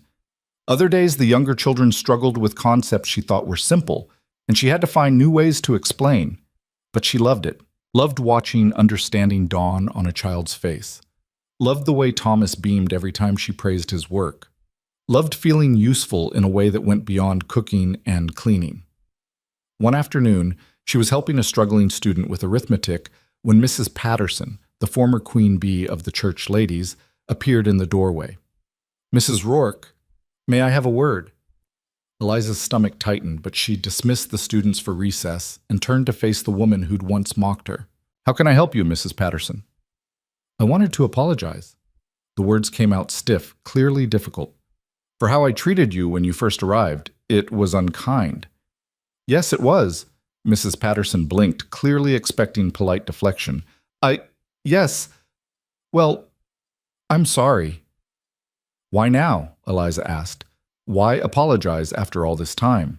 "Because my daughter comes home every day talking about how much she loves school, about how Mrs. Rourke makes learning fun, how you helped her understand fractions, how you never make her feel stupid." Mrs. Patterson's voice softened. "She's never liked school before. You've given her something precious." Eliza felt her anger dissolve. "Your daughter is very bright. She just needed someone to believe in her." "Like you needed someone to believe in you?" The question hung between them. "Yes," Eliza said quietly. "Like that." Mrs. Patterson nodded slowly. "Harold, my husband, he's not a bad man, just ambitious, ruthless sometimes. After what you did, standing up to him with that rifle, he's been different, quieter. I think you scared something fundamental into him." "I didn't mean to." "Don't apologize. He needed it." She moved toward the door, then paused. "You've changed this town, Mrs. Rourke. Made it better. I wanted you to know that." After she left, Eliza stood in the empty schoolhouse, processing. She'd come here expecting nothing, wanting only escape. Instead, she'd built something that mattered, not just for herself, but for everyone around her. That night at dinner, Thomas announced, "Billy Parker says his ma says you're the best teacher Wind River ever had." Billy Parker's ma is very kind, Eliza said, hiding a smile. It's true, though. Thomas speared a potato with his fork. You make school not boring. High praise, Caleb murmured, eyes dancing.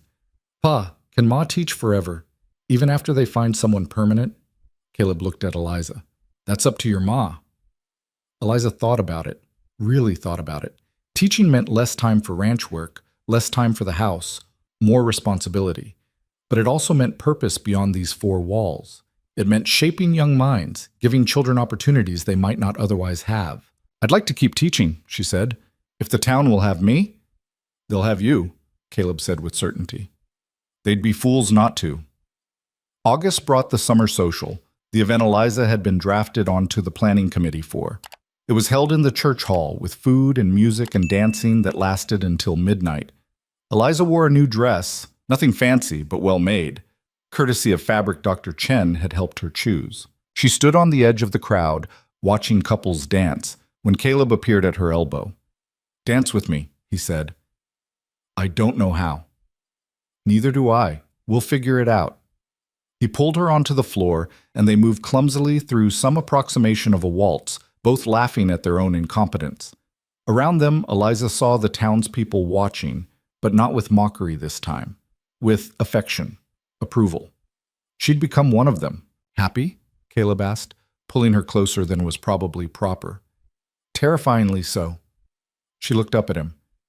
Sometimes I wake up afraid this is all a dream, that I'll be back in Missouri, still invisible, still nobody. You were never nobody. His voice was fierce.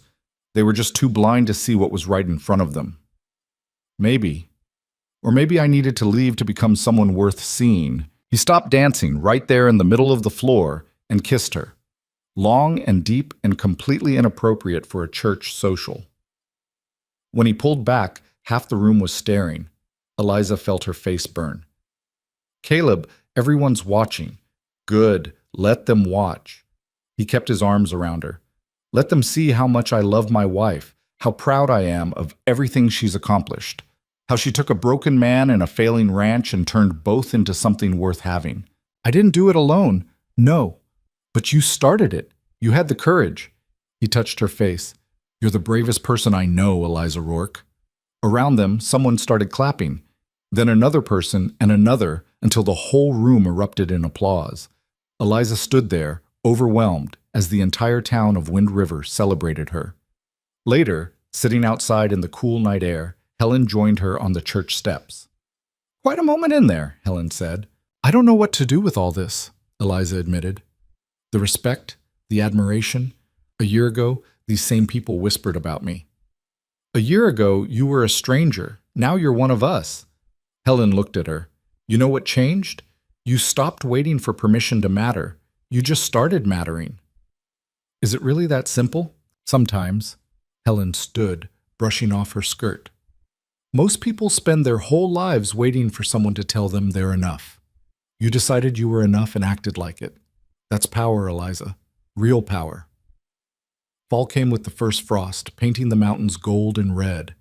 The ranch had its best year on record, cattle thriving, timber royalties rolling in, debts paid down to almost nothing. Caleb started talking about expansion, buying adjoining land, building a bigger house. We could have a real parlor, he said one night, sketching plans on scrap paper. And a proper study for you, guest rooms for when your family visits. My family's not visiting, Eliza said mildly. They might. Margaret sent another letter. It was true. Her younger sister had been writing regularly since Caroline's death, tentative letters asking about Wyoming, about ranch life, about whether Eliza thought Margaret could make it out west. What should I tell her? Eliza asked. Tell her the truth, that it's hard and beautiful and unforgiving, that you have to be stronger than you think you are, that it'll test everything you thought you knew about yourself. Caleb looked up from his drawings. But also tell her it's worth it. Eliza wrote back that night, choosing her words carefully. She didn't sugarcoat anything, told Margaret about the brutal winters, the endless work, the isolation.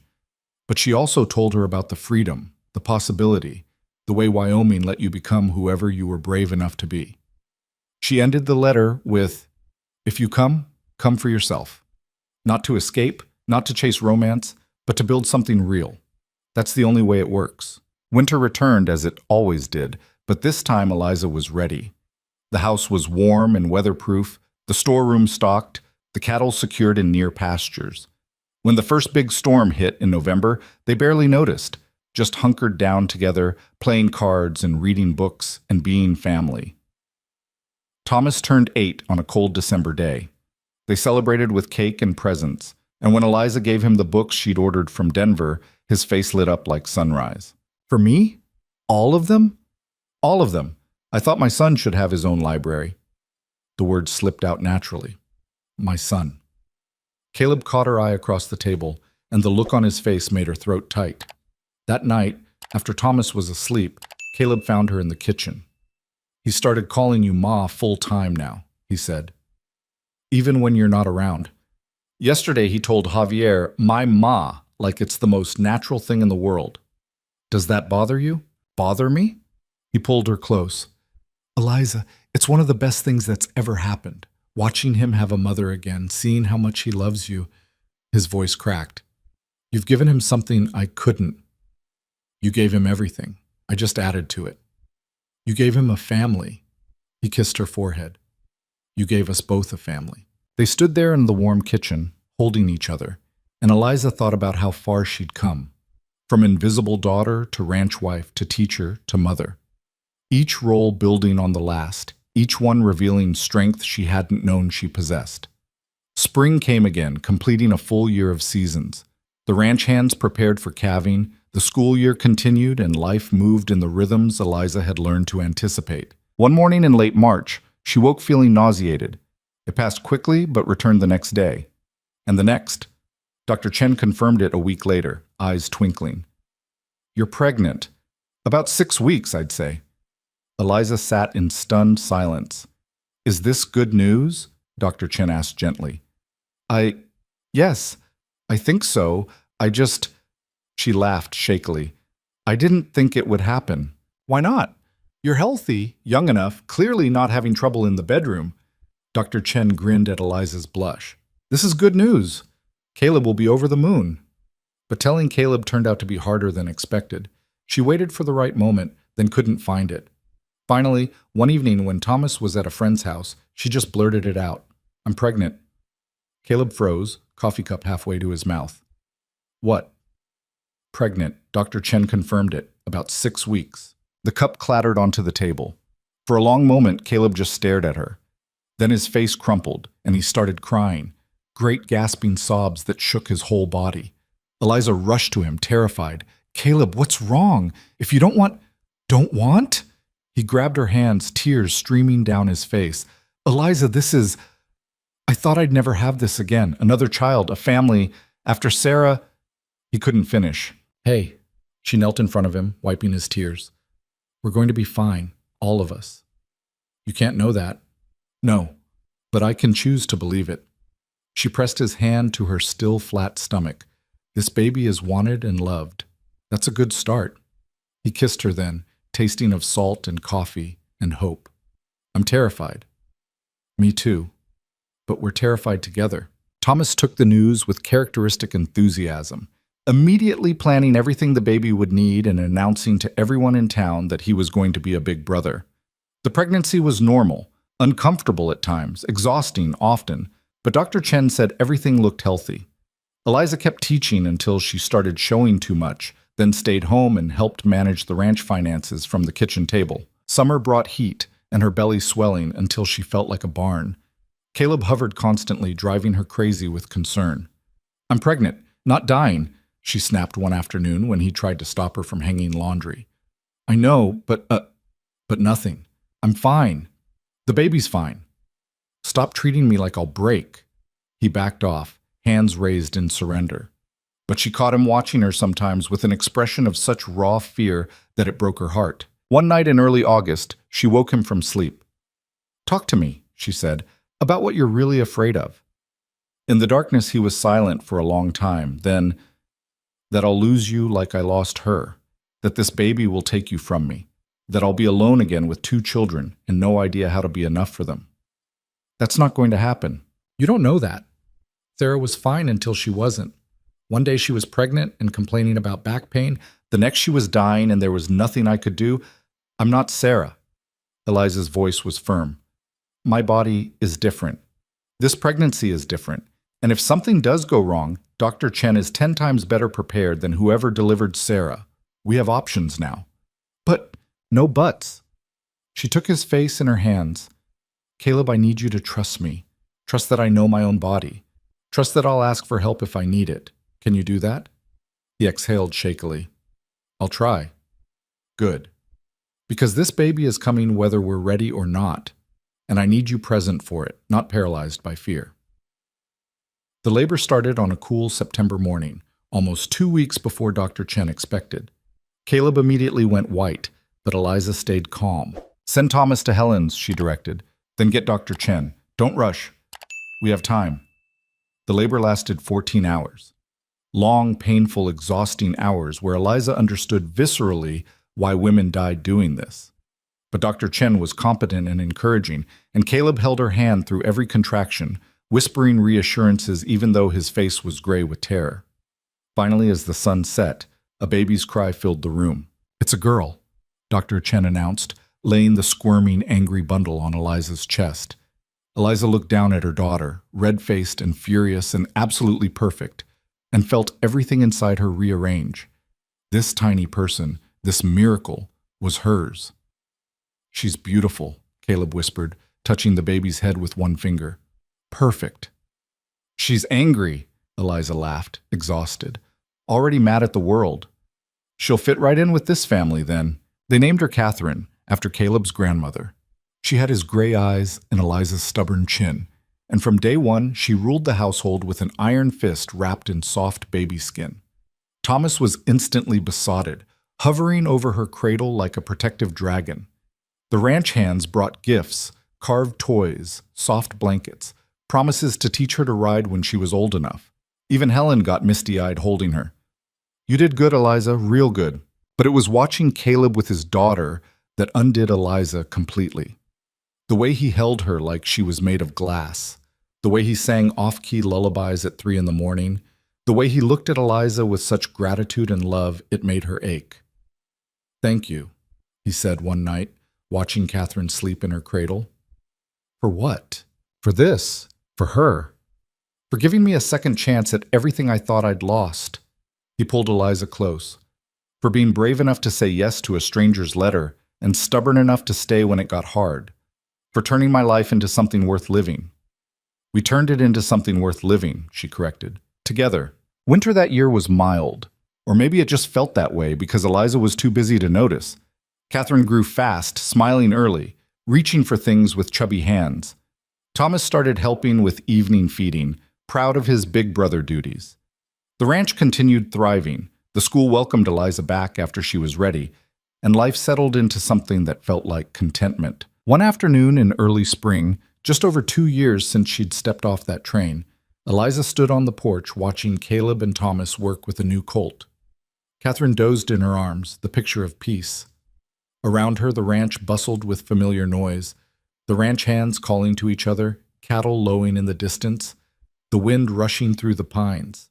This was her life, the one she'd built from nothing, from a cruel joke and a desperate gamble. Dr. Chen rode up, dismounting with practiced ease. Just checking on Catherine, making sure she's thriving. See for yourself. Eliza handed over the baby, who immediately grabbed Dr. Chen's finger. Strong grip. She's going to be tough. Dr. Chen smiled. Like her mother. I'm not tough. I'm just... Don't. Dr. Chen's voice was gentle but firm. Don't diminish what you've accomplished. You came here with nothing. No support, no guarantee it would work, no safety net. And you built all this. She gestured at the ranch, the family, everything. That takes courage most people don't have. Eliza looked at the life surrounding her, messy and imperfect and absolutely real, and felt something settle deep in her chest. She hadn't changed who she was. She'd just stopped apologizing for it. That night, after the children were asleep and the house was quiet, Caleb found her in the parlor, the real parlor now, the one they'd built last fall, with proper furniture and curtains and books lining the walls. What are you thinking about? He asked, settling beside her. How different everything is from what I expected. She leaned into him. When I got on that train, I thought I was escaping, running away from being nobody. And now? Now I know I was never nobody. I was just in the wrong place, surrounded by people who couldn't see me. She looked at him. You saw me, Caleb. From the very first letter. You saw something worth having. I saw someone strong enough to survive anything. I just didn't know how strong until you got here and proved it every single day. They sat in comfortable silence, listening to the house settle around them. Outside, Wyoming wind whispered through the trees, carrying the scent of pine and possibility. Do you ever regret it? Eliza asked. Answering that advertisement? Taking a chance on a woman you'd never met? Every day, Caleb said seriously. Her heart stopped. What? I regret not finding you sooner. He smiled, pulling her closer. I regret all those years I spent thinking I was fine alone. I regret that you had to waste 23 years with people who didn't appreciate you. But answering that letter, marrying you, best decision I ever made. Eliza kissed him, slow and deep, tasting home and future and everything she'd never dared to hope for. I love you, she whispered. My impossible, stubborn, wonderful man. I love you too. He rested his forehead against hers. My fierce, brilliant, unstoppable wife. Years would pass. Catherine would grow up riding horses and reading books and refusing to let anyone tell her what she couldn't do. Thomas would take over ranch operations, proving himself every bit his father's son. The Wind River Ranch would expand, becoming one of the most successful operations in the territory. And Eliza would teach generations of children, shaping minds and hearts and futures. People would tell her story, the mail-order bride who became a force to be reckoned with. The plain daughter who proved worth wasn't measured in beauty. The woman who took a cruel joke and turned it into a legacy. But sitting there in her parlor, held by the man she loved, listening to her children breathe in their beds upstairs, Eliza knew the real truth. She hadn't become someone new. She'd just finally become herself. And that was worth everything. The woman no one wanted became the woman everyone needed. Not because she changed her face or became someone different, but because she stopped waiting for permission to matter and simply chose to matter instead. That was the only magic she'd ever needed.